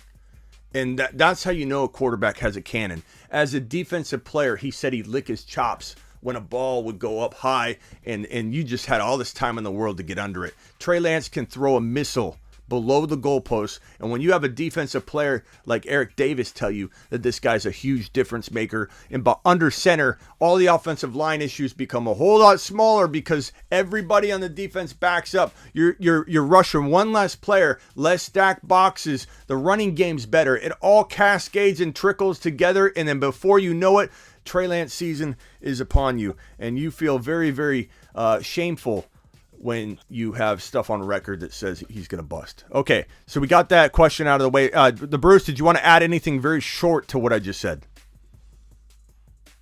No. I mean, he stepped into the perfect situation, and whatever Jimmy G couldn't get done, be prepared because Trey Lance is. Yeah. Kenny Power says, still green, ready to turn blue and serve and protect. Thank you, Kenny, for the super chat. Thank you, Ron Navy, for the super chat. The Bruce, you're up. What do you want to talk about? Do you think the Dolphins are going to use the same philosophy as the 49ers with the three-headed monster? So like the wide back stuff? The wide back, 3 different running backs. Like they signed, Sony Michel and was it Gaskins and Raheem Mostert in the offseason? Gaskin has been there. Honestly, if you want my opinion on who the best running back there is, and I might get a lot of people to disagree because people use box scores. People use how successful was he previously, and that's all they kind of look at, and they don't really give Clyde. A lot of people look at Clyde Edwards-Helaire and they say something about him that doesn't really speak to a fair assessment. And I think in the case of Gaskin, he's the best running back on that roster. And on top of that, he fits the McDaniel mentality and what he wants to do with the run and mixing things up and all the trick plays and craftiness of the play calling. He is the reverse, the opposite, the polar opposite of what Debo is. He's the running back version of Debo that you could play at wide receiver. So I'm kind of tempted to grab Gaskin at the very end, the last pick in a lot of my bigger drafts that have bigger benches where you're drafting guys like Gerald Everett, and you're putting him on your bench as a backup tight end. Drop Gerald Everett and grab Gaskin. Another player that you might be Curtis Samuel. Forget Curtis Samuel and pick up Gaskin and just wait on him, because if he gets in there, if his skill set can get utilized by McDaniel, he'd have a top 10 running back season. I'm not saying it's a good shot. He's not even second on the depth chart from what I can tell. I'm a little disappointed. As much as I love Miami Mike McDaniel, I feel like he's dropping the ball a little bit on the quarterback evaluation part of this, and he should have went after a bigger name quarterback, and he's dropping the ball on the running back hierarchy there from what I can tell. Maybe he's going to not tell everybody what he's thinking, but we haven't heard any whispers about Gaskin at all. And I don't know if Gaskin's injured or something. If anybody has any information on Gaskin, let me know. But I really like him. To answer your question, the Miami wide receiver situation, the running backs and wide receivers, the way they operate, it's going to be very much like what you saw in San Francisco. Yes, because he is an architect of what you saw. He is an architect, a major architect in what you saw out of Deebo Samuel. So you're going to definitely see Tua try and play that role. Game manager, Jimmy G type situation. A lot of misdirections and polling, offensive line polling, and different plays that look a little bit like the Niners system, because that's what McDaniel grew up in and also helped facilitate. So I think you're going to see a lot of fun offensive play calling by McDaniel. And to this point right here, even though you're not going to run Tyreek Hill up the gut, this comment here is very true that he is probably the best running player on the team. So if you get him in jet sweep opportunities, end around, throw the football to him 1 yard back behind the line of scrimmage and let him take off like Debo in a wide back role, he could become the perceived best runner on the team. So I agree with this comment. What else you got? What do you think of, he doesn't like fantasy, but Josh Jacobs' value? He's kind of like a guy where even though he hates fantasy, is he still kind of like in the realm of being a good late round running back? Well, later round, like 5, 6. For which one? For who? Which player? Josh Jacobs. Yeah, I mean, if he fell that far, I'm okay with that. I've been in mock drafts where Jacobs has been there in round 6 because people know that I don't love Jacobs, and so like he just falls in a mock draft. Like no one wants to be the guy that's like, I liked your team, but Josh Jacobs, so he'll fall, and then I'll be sitting there in round 6 going, I'd take Jacobs here and smash it, but I probably look to actively trade him. You know what I mean? Okay. I don't think I would hold on to that value and let it fall off the face of the earth because there's a strong shot that he crushes 6th round value, but I think there's an even stronger shot that I could trade him for a player I just like a whole lot better that I could draft in round 4 or 5. Like if you can get a DK Metcalf for Josh Jacobs, I'm taking Josh Jacobs to trade him and flip him for DK all day long. If you can get, like in hindsight, if somebody snipes Kenneth Walker, I'd probably be like, dang it, let me take Josh Jacobs and try and trade him for Kenneth Walker. You know what I mean? Like, so I like Kenneth Walker more long-term in the season. Week 1, you can't expect a lot. I can't emphasize enough, and I feel like I do a good job hammering home the point, but no one's listening to an extreme degree because they just hear the positives. Kenneth Walker is a 6th, 7th, 8th rounder for a reason because his role is not completely defined yet. It's going to take him time to work up the depth chart and get a hold of that starting job. It could take until week 5. And if I get somebody in here that says, Smitty, I trusted you, and I drafted Kenneth Walker in round 3 or 4, which I'm not recommending ever, and they say, it's week 4, Smitty, and I haven't seen Kenneth Walker get majority of the work yet. I'm getting worried. Should I trade him? And I'm going to say, why would you trade a guy I told you to draft to wait on until he got unleashed?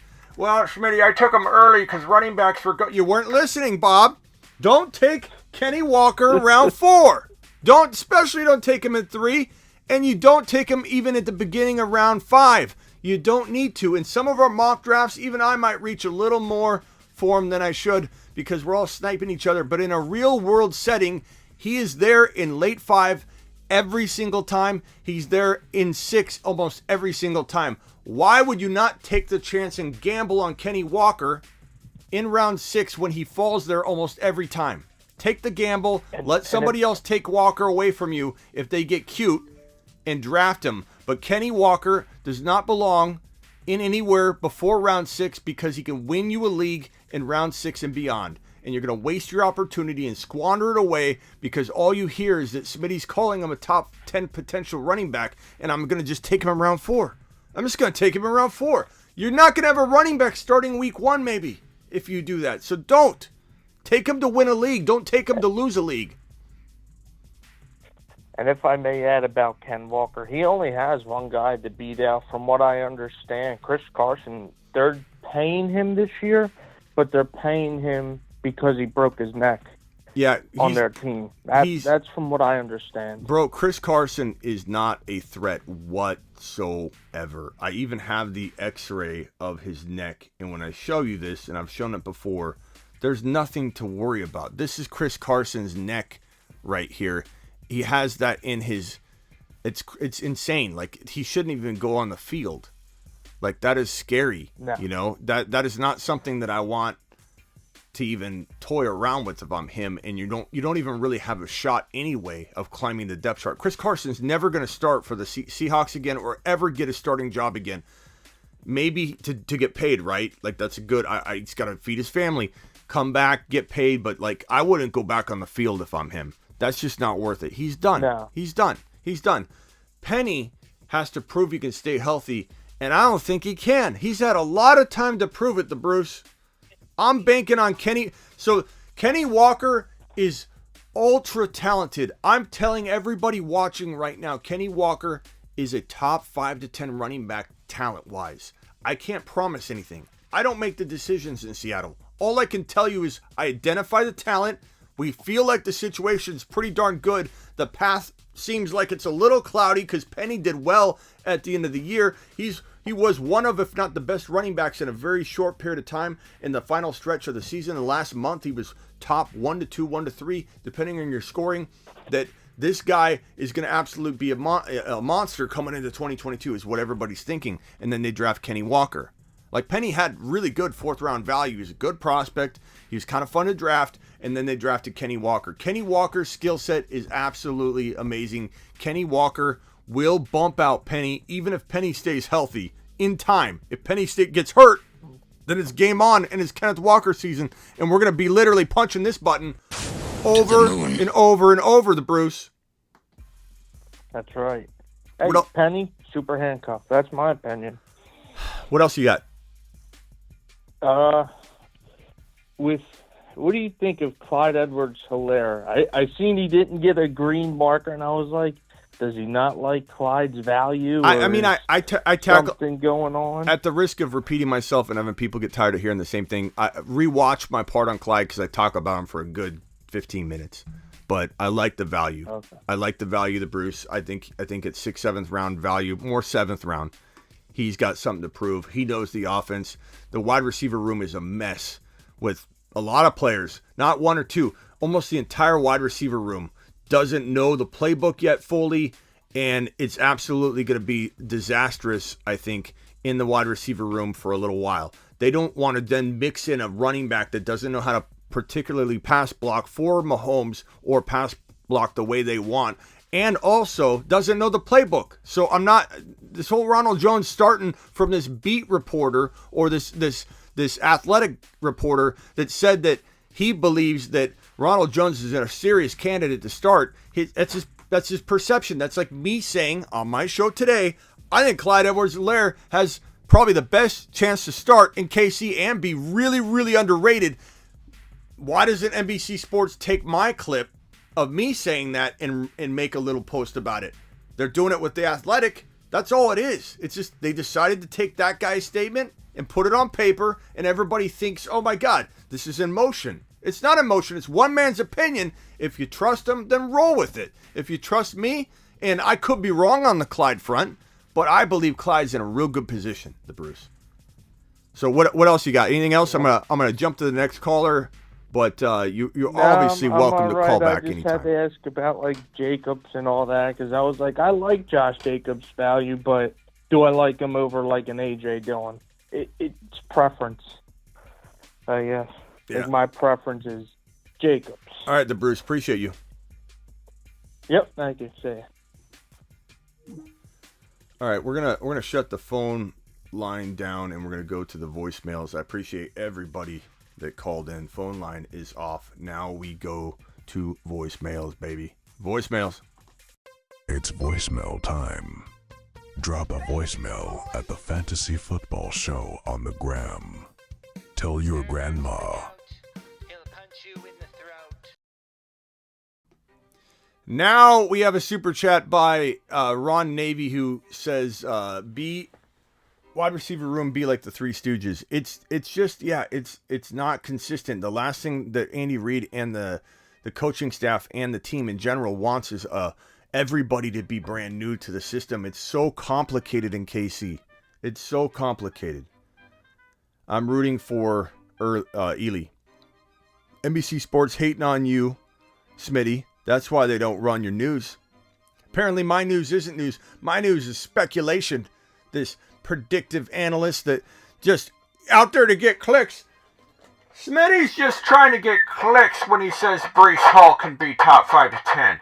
He's trying to get clicks by putting Javonte at 2 overall in Fantasy Pros' rankings.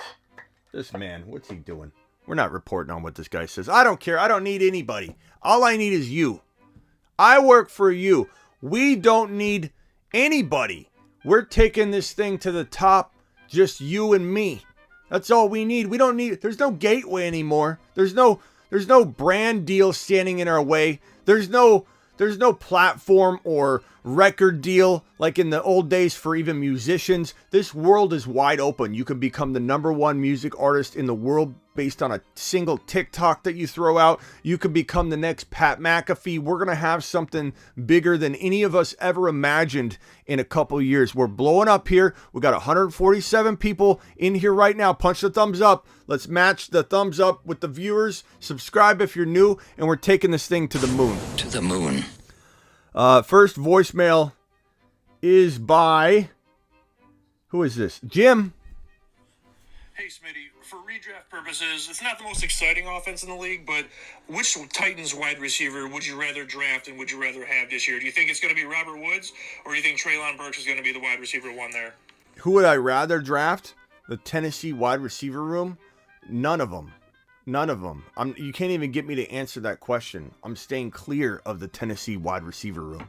You've got A.J. Brown leaving, and now that wide receiver room is bare bones, is more bare bones than the Kansas City Chiefs wide receiver room. It's a complete avoid. Robert Woods is coming back from an ACL tear. Robert Woods is coming back from an ACL tear, and he's also learning a new playbook with a quarterback that just had his number one wide receiver ripped from him and had to watch his team draft Malik Willis, and he's looking over his shoulder, and he's not happy about it. They asked him, will you mentor Malik? No, I'm not here to mentor. He's pissed off. He doesn't want to be there anymore. I bet you Tannehill would request a trade or want out in a heartbeat if he felt like somebody would take him, which they won't, because this man was built off the back of A.J. Brown. And now, like at the club, when the lights turn on, we're going to see what Tannehill really looks like now that he has no A.J. Brown. The lights are coming on, Tanny, and we're going to see what you look like, pal. And I don't think we're going to like what we see, to be completely honest with you. And so that's not going to translate well. And Burks is probably the most attractive option, but I'm staying clear of it. I'm staying totally clear of it. Hey, Smitty, how do you feel about Freiermuth playing in a second or third flex spot? Ooh, that's a good question. You know what's crazy about Freiermuth? The Muth! Freiermuth to the moon! To the moon. What's crazy about Freiermuth is that if, let's say, the Steelers landed Aaron Rodgers, or if the Steelers ended up getting Russell Wilson or something like that. And there was talk about all that when the quarterback controversies and trading was potentially in the works. If Muth had got Aaron Rodgers, you wouldn't see anybody sleeping on him. Freiermuth would be in everybody's top 5 tight end rankings. He would be the most popular kid in school if he had a quarterback like that throwing him the football. The problem is he is a little bit limited and capped a little bit, not a ton, enough to still make him a sleeper, which is kind of good in a way, because you don't know what he's going to get target-wise. We don't know if Trubisky can actually water all of these plants that are around him, and there are a lot of plants to water. He's got Deontay, he's got Claypool, he's got Naji Harris, he's got Freiermuth there, and then this Pickens kid who's really, really good as a rookie wide receiver. The Muth has to share a lot, but I really, really, really like him. And I think he could score 7 to 10 touchdowns. Maybe he doesn't get 1,000 yards because he's not in that kind of offense right now, or with that kind of quarterback support. But as a flex in a bind, yeah. Like if you got Freiermuth on your bench as your second tight end and you've got Andrews or something like that, and Freiermuth goes at round 10, 11, or 12. So it's not that crazy to pick a backup tight end at that point either. I've done it many, many times. And Ricky says he's TD dependent. And Ricky, like I just said, even if he is TD dependent, that's good. There's some weeks, Ricky, where you're in a bind, bro. You got injuries, you got bye weeks, and you can put in a guy that you feel very comfortable getting 20 to 30 yards and a touchdown. That's pretty good, Ricky. So I would say this is actually a very, very smart strategy that I've used in several leagues so far this year. And I Smitty approved the... You've just been Smitty approved. Totally Smitty approved the approach to grab him not as your every week flex player, but as a secret weapon injury bye week fill-in. 100% love it. Hey Smitty, is Chuba Hubbard a super handcuff again this year, or is he a waiver wire pickup? Chuba Hubbard is probably an avoid for me until you see that Foreman's not the backup or something. So You all are tripping Najee going to ball out. Who said Najee wasn't going to ball out, official? Who said Najee?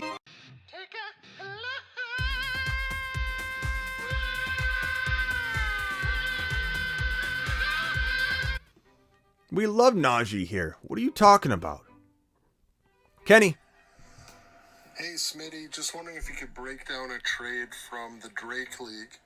RDJ trades Adams, Gibson, and Hurts for ETN, Aaron Jones, and Fields because he already has Burrow at quarterback. We're just wondering if you could break that down for us. I need to hear that again.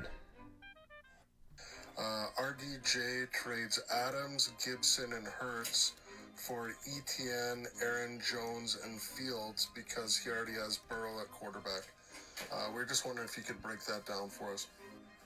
He already has Burrow at quarterback. So Adams, Gibby, Hurts, ETN. Just, I don't really care who has who at quarterback. You can't factor a trade in necessarily. Like, I don't know if you want to overturn this or people are upset about it or like, I'm just going to evaluate the trade. The player for player. Aaron Jones, ETN, Fields, Gibby, Adams, Hurts. You could, I mean, especially if you needed Hurts, it makes a lot of sense to go acquire this side of it. I mean, Gibby arguably could be as good as Aaron Jones. And Adams and ETN, everyone's drafting Adams ahead of ETN, obviously. So you're gonna get more value on the Jones side, but arguable in a crazy world scenario. And ETN and Adams, arguable in a crazy world scenario, but both sides of that. Aaron Jones beats Gibby about as much as Adams beats ETN. And if you want to say Aaron Jones beats Gibby by a whole bunch more, that's why the Hurts factor is there. And if you did need a quarterback, it makes a lot of sense. But from just a player-for-player perspective, I think it's very arguable, very even.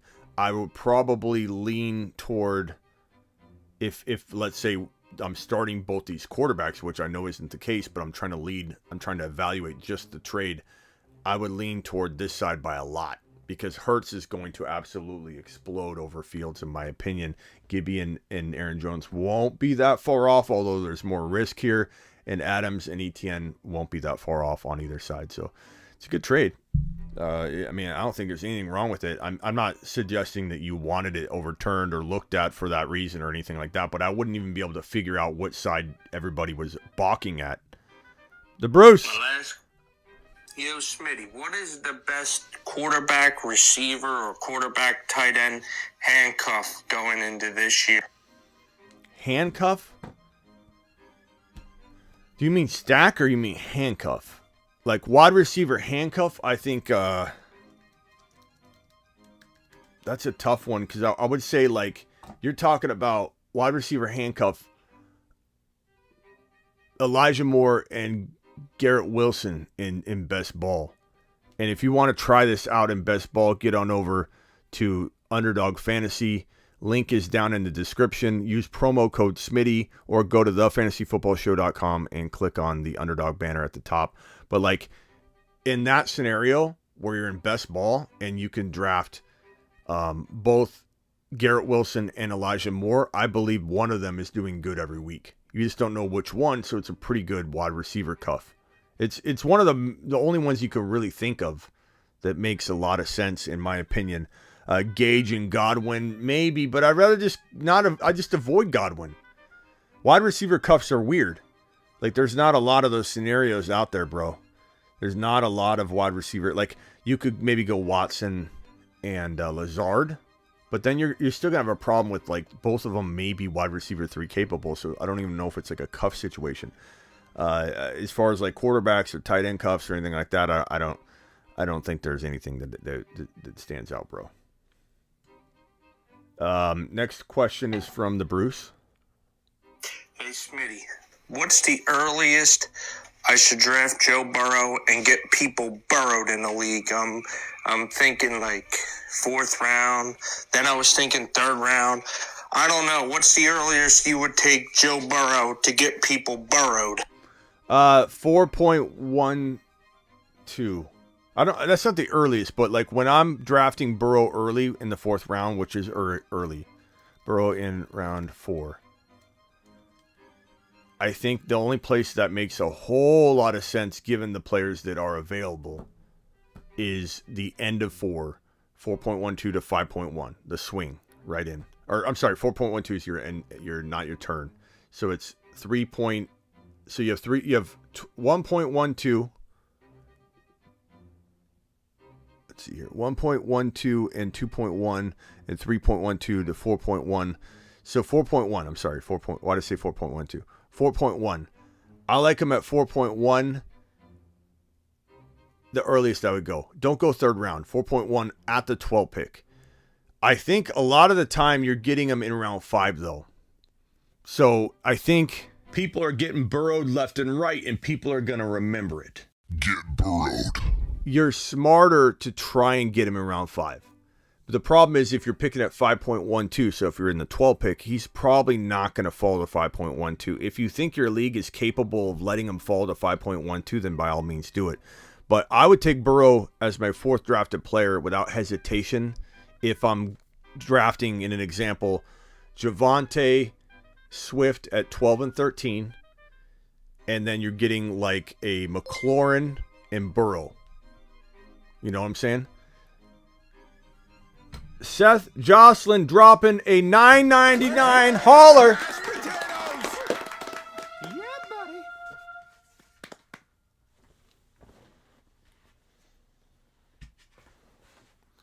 That sucker is getting autographed and sent to the winner of the league that you just got in, Seth. DM me on Instagram, Seth.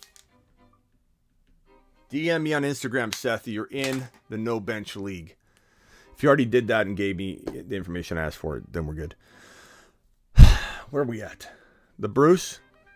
Question is, Smitty, we want a share of CMC in one league. You want a share of Henry in another league. But how many shares of Dalvin Cook do you want? I mean, hey, man, Dalvin Cook, when he's healthy, he's the man. So if you just get the handcuff of Cook and Madison, doesn't that equal one Henry, one CMC, and you get to pick them later or no? You make a good point, and I 100% agree if it's at the right value. So if you're talking end of round 1, I could take Cook there. I could take Cook and Adams. I could take Cook and Javonte. I could take Cook and Swift. I can take Cook and Debo. I could do that. It's going to be in one league, though, because this shoulder that this guy has is really, really bad off. And let me give you the example that I always do with the piece of paper. His shoulder is literally, if you look at it from a ball and socket perspective, here's the socket, here's the ball. And when you have a ball and socket like that in your shoulder, there's something that's called the labrum. That is like it's almost like a thick rubber seal. If you could imagine this ball and socket fitting in very, very nice and smooth, it could come out really easy, right? And if you put this rubber seal in all the way around, that thick seal is thick enough to hold the ball in, even if it's pulled on.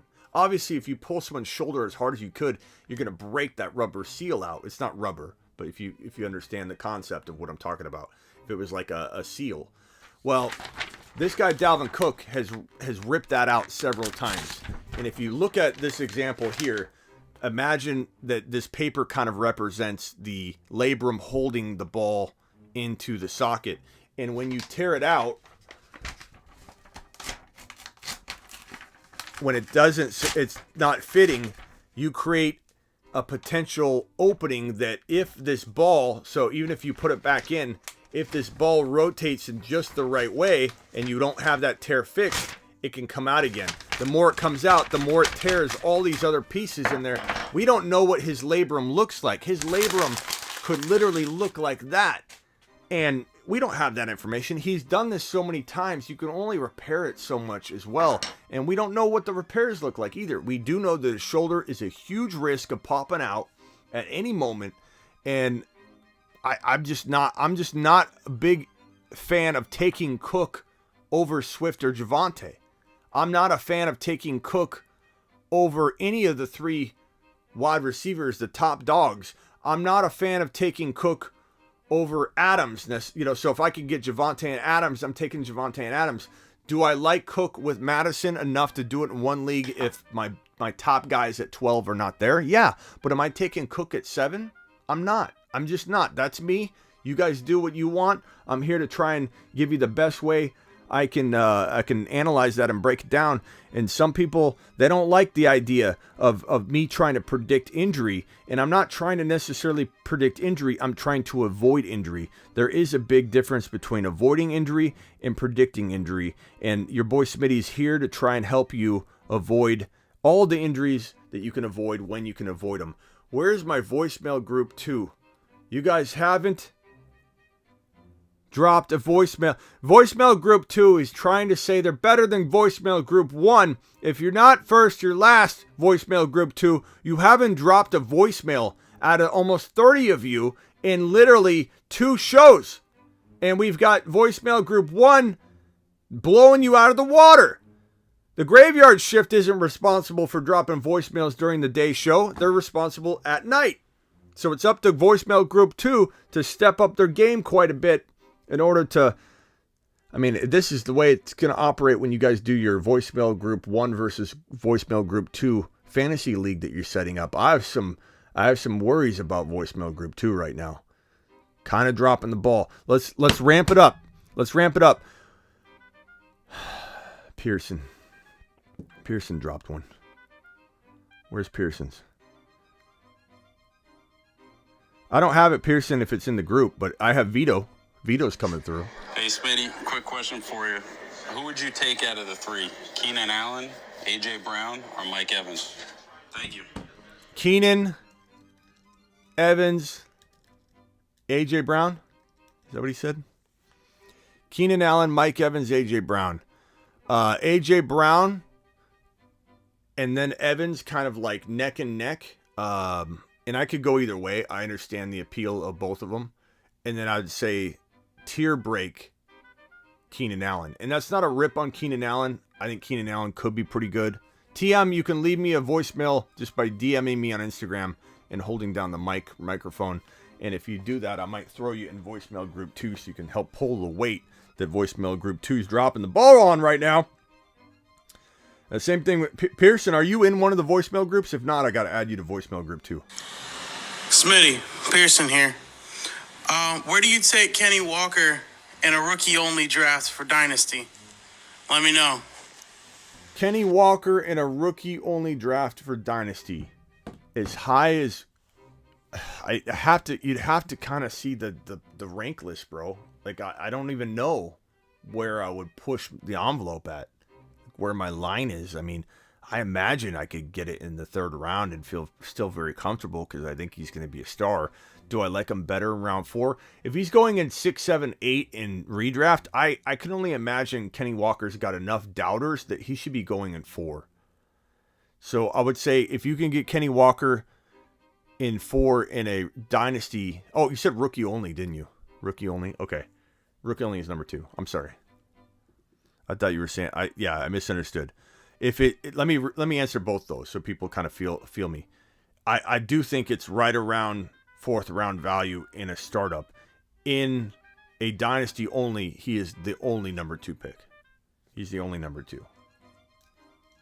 So I'll put that on the screen.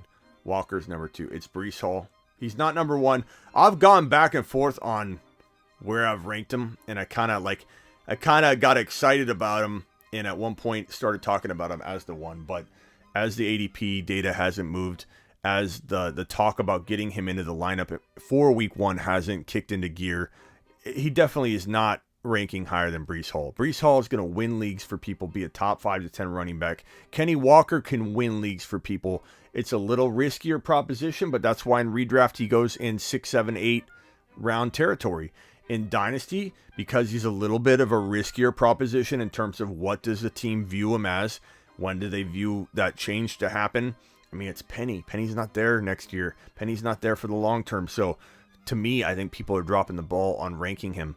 But I would say he's 4th round capable and definitely a steal in the 4th round in Dynasty startups. And in rookie only, he's number 2. Rockout says 31 likes. Good job, everybody. That's a good amount of likes.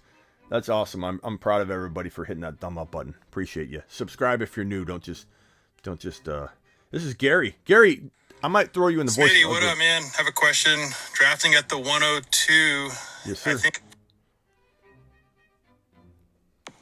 Hey, Smitty, because there's so much value at the running back this year, do you think going wide receiver at the 102 is smart in hopes to get someone like a Breece Hall or an ETN in that second or third round?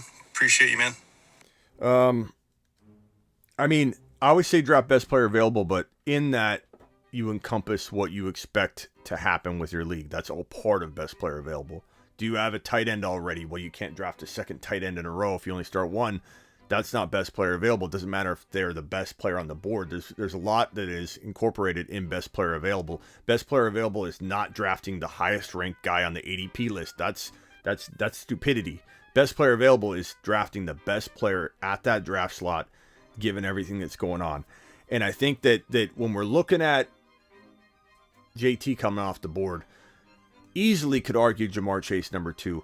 If you know your people well, and you know that they're going to consume running backs, just completely, absorb them all the way to your next pick at the 2.11, you got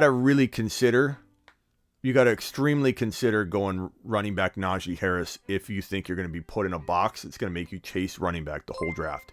Because Naji and Chase are so close, we got to... Oat Smasher says, still down for the no bench league. You like James Cook, like Rashad White. You like James Cook, like Rashad White. Do I like James Cook like Rashad White, I think is what you're asking me.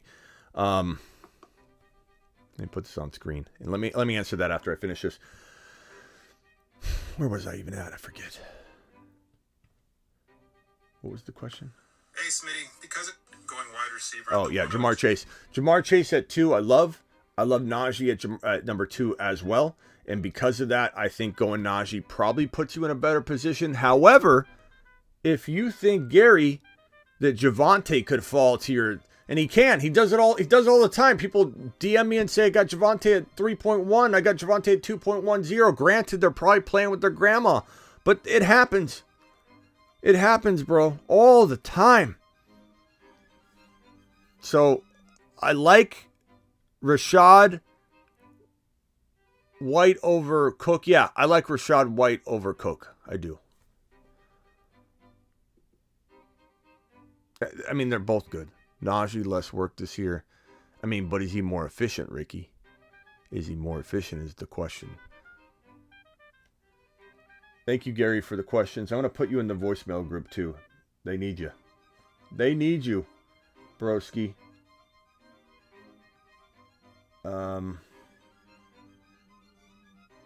Voicemail group 1, Kyle. Hey, Smitty, is there any players with an ACL injury that you're okay taking this year? No. I mean, I'd take anybody at the right value, but J.K. Dobbins, no. Tunyon, no. Godwin, no. ACLs they take a full year to recover, and I don't feel there's any situation that warrants like the ADP value that I can think of. Gus the Bus, no. Hey, Woods, no. Robert Woods, no. Hey, Smitty, what's your thoughts on Noah Fant this year? I realize he's bottom of the barrel tight end. With you being the number 1 tight end guru in the industry for the last 2 years, buddy, what's your thoughts for the season coming up? Fant's like outside the top 10.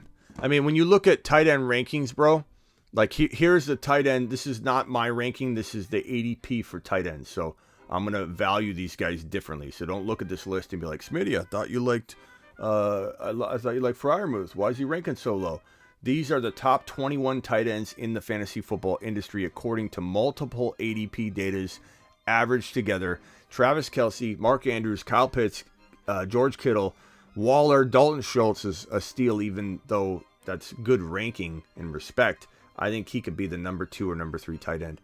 Hawkinson, Goddard, Ertz, Dawson Knox, I love a lot at 10. Gesicki, Cole Kmet, Freiermuth. Look at that. 13th ranked tight end. Literally, everyone will already have a tight end in some leagues that don't know what time it is. And Freiermuth could be your tight end you grab in like 11 or 12 when no one's ready to take backup tight ends yet. It's crazy. Smith. Look at Fant down at 15. Now, I think Fant could float in the 13 to 16 range. You know, I don't know that he's going to get force-fed in Seattle. I don't know what they're going to do with him, but he's got a lot of upside. So, like, if you rank him 12, 13, 14, I'm okay with that. But give me Freiermuth all day long over him. Give me Freiermuth ahead of Gesicki, Kmet, and I'm not saying I don't like Kmet or Gesicki, over Ertz, give me Freiermuth over Hawkinson. Call me crazy. I'm the one that predicted Hawkinson, according to Fantasy Pros, as the highest ranking person on Hawkinson his breakout year. Not one analyst had Hawkinson ranked higher than I do. So I think I have some authority to speak on Hawkinson and whether I think Muth can outscore him. I think Muth can outscore him. I'm not saying that either one of them is bad. I absolutely love him. Yeah. So there's that. Thank you, Terry, for the question. Okay, voicemail 2 group. And you know, Andy Grace, you're like Debo Samuel in this voicemail 2 group. You put everybody on your back and you carry them some weeks. Smitty, I do not handcuff. Just doesn't seem like it's worked out for me in the past. Either the players just aren't startable, I have someone better, or they're just sitting on my bench the whole year. So I know you're big on the handcuff, so why would I give up my opportunity at a late round sleeper or middle round sleeper of a RB2 that I actually like to handcuff a player? I got to type, so I'm going to put them on my head. Handcuffs. I think, oh, God. Just closed the app. Handcuffs. I don't know. You know what I think, and Andrew, don't take this the wrong way. This is tough love, bro. This is tough love. I kind of feel like you're using a really blanket statement and you're vaguely categorizing everything. If you say that all handcuffs are bad or that handcuffs don't work out, Andy, I think you need to take it case by case. It's not something you can say with a blanket statement. Handcuffing a player like Marlon Mack with Dameon Pierce. Why not just take Dameon Pierce and not touch the situation? Handcuffing a running back like James Conner. That could work out, but that's one of those scenarios where if you're just doing it every time, it doesn't, you're going to be disappointed by it. Handcuffing Austin Eckler. Who knows if Spiller can even, he was so slow. His combine was horrible. I don't know that that's something that I feel like, okay, yeah, that's going to work out. But like Elliott and Pollard, Breece Hall and Carter's kind of, one you might want to do. Miles Sanders, who knows who's starting? Is it Gainwell? Is it going to be a Boston Scott type player? Like, you don't know. So it just depends on the situation, my man. Swift, if Swift gets cuffed, who I don't think that's going to necessarily work out, to the degree that you're hoping. AJ Dillon and Aaron Jones, if you can even cuff that, yeah, I like that a lot, but Aaron Jones sometimes goes higher. Cook and Madison, you have to cuff those two. You have to. That will work out for you. I promise you, you'll sleep much better at night. You'll sleep like a baby at night if you got Cook and Madison cuffed together. So don't generalize the whole process. And it is definitely a case-by-case type of situation. And I appreciate you. Andrew. Andy. Where's TM's message? TM.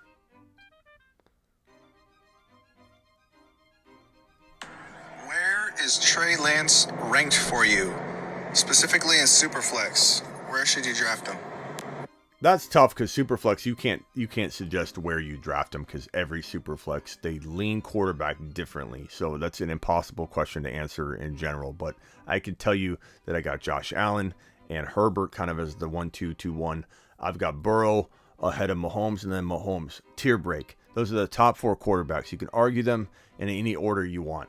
Then you've got the Lamar Jackson, the Kyler Murray, the Jalen Hurts, and shall I say Trey Lance category, with Trey Lance maybe being at the bottom to be safe. I don't want to urge anybody to take him too early, but he could be at the bottom of that. What does that put him at? 4, 5, 6, 7, about 8 or 9 for quarterbacks. That's a very safe place to look at it, and you can easily get him there. I don't want people taking him as the 5th quarterback. Don't not use ADP to your advantage. But could he climb to the very top of the group I just named? Could he be the number 5 overall fantasy football quarterback in fantasy football in the NFL? Could he be an MVP candidate? I think all the answers to those are he could be. And so putting him at the bottom of that tier is very safe, and he can very much, get up to that level. We got Ron Navy dropping yet another super chat. Ron Navy says, Ron, let's see, throws Swaggy overboard. I'm not sure what's going on there, but I'm sure Swaggy's disagreeing with something that I'm saying. I'm not sure. Smitty, like he's an MVP.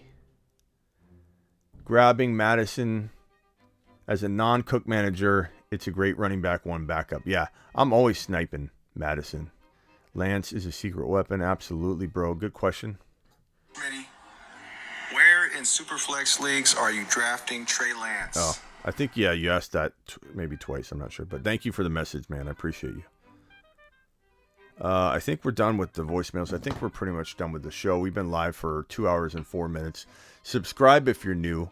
Hit that like button on your way out the door. We are live Monday through Friday. We got 118 people still in here. I hate to leave on you, but we've done this thing for 2 hours. We'll be back tonight to mock draft. So if you're new, I mock draft every single night pretty much once we get into, mock draft mode, and we're pretty much there. Jocelyn, surprise, is still the #1 super chatter of the year in a single live stream. He goes up top. Sometimes I'll forget to turn this on, but let me know if I do, Jocelyn. But Jocelyn dropped a $300 wad on a single live stream, and so he belongs at the top. We also got the PayPal option down below if anybody wants to use that. But anybody that super chats over $9.99 gets in the no bench league, and you can DM me on Instagram if you end up not being able to punch the button in time. Let's reset this timer because we got a little bit more to say before we end. 133 of you in the building right now. Please punch the thumbs up on the way out the door. Get on over to thefantasyfootballshow.com. Get your lifetime membership, your one-on-one text device. I carry around 2 phones. One of those phones is for Miss Smitty to order whatever she wants for food when I go out and about and show you on Instagram what I'm getting for grub. And I'm feeling a little like tacos tonight. Miss Smitty, you want tacos? Meatloaf? I don't think she's in another room, so we want it now! Get it! I think I should go get tacos. I think you'll see me on Instagram Live getting tacos if I'm doing it. So you got to follow me on Instagram. Let's restart this timer. You got to follow me on Instagram if you want to be involved in all the shenanigans I do throughout my day. Because Instagram's kind of like my life documented. It's kind of like my daily, my 24-hour vlog. And YouTube's like my business suit that I wear, only I don't wear a suit. But subscribe to my one-on-one text device at thefantasyfootballshow.com. All my bold predictions, rankings. I invented the instant-based trade calculator in 2003. All of it's been improved every single year. Go to thefantasyfootballshow.com for your lifetime membership. All that stuff. Get on over there. And we're live Monday through Friday, 7 p.m. Eastern. That means I'll be back tomorrow at 7 p.m. Eastern. But as always, if there's ever breaking news, I immediately walk into my studio. I fire up the Zigmeister, who is kind of like my Jarvis. He fires up the studio, and I go live. I answer every comment that's in the comment section. So leave a comment and test me, and use that underdog link below. And until tomorrow, or until tonight, we're doing mock drafts tonight. So everybody, please subscribe to the channel so you don't miss the mock drafts. We'll be going live tonight to mock draft. Also, I'll be doing the Dynasty channel stuff tonight after the mock draft, so be ready for that. Appreciate every single one of you. Thank you for all the super chats that everybody dropped. I'll see you tonight for mock drafts. Mock drafts. ESP, we'll do 3 at a time, 4 at a time. Let's do it. Later. Appreciate you. Peace out.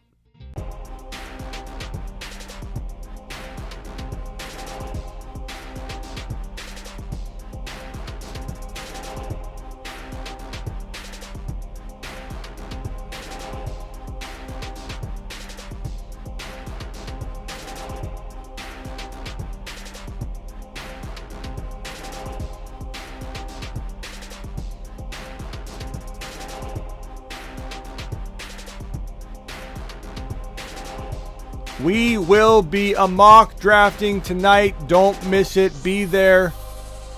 Graveyard shift is right. We're mock drafting tonight. Do it live. I think I need tacos.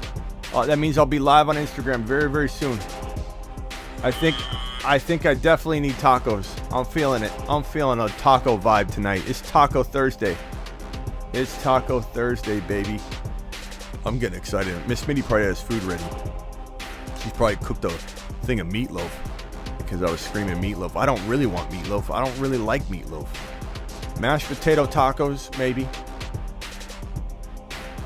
Run to the chopper. Get to the chopper. Get the tacos. Do it live. Peace out, everybody. See you tonight. Mock draft Thursday night. We're mock drafting probably around midnight Eastern. We'll go a little earlier tonight. A lot of my Eastern people get upset. We're going a little early. Around midnight Eastern, I'll be back. Peace out.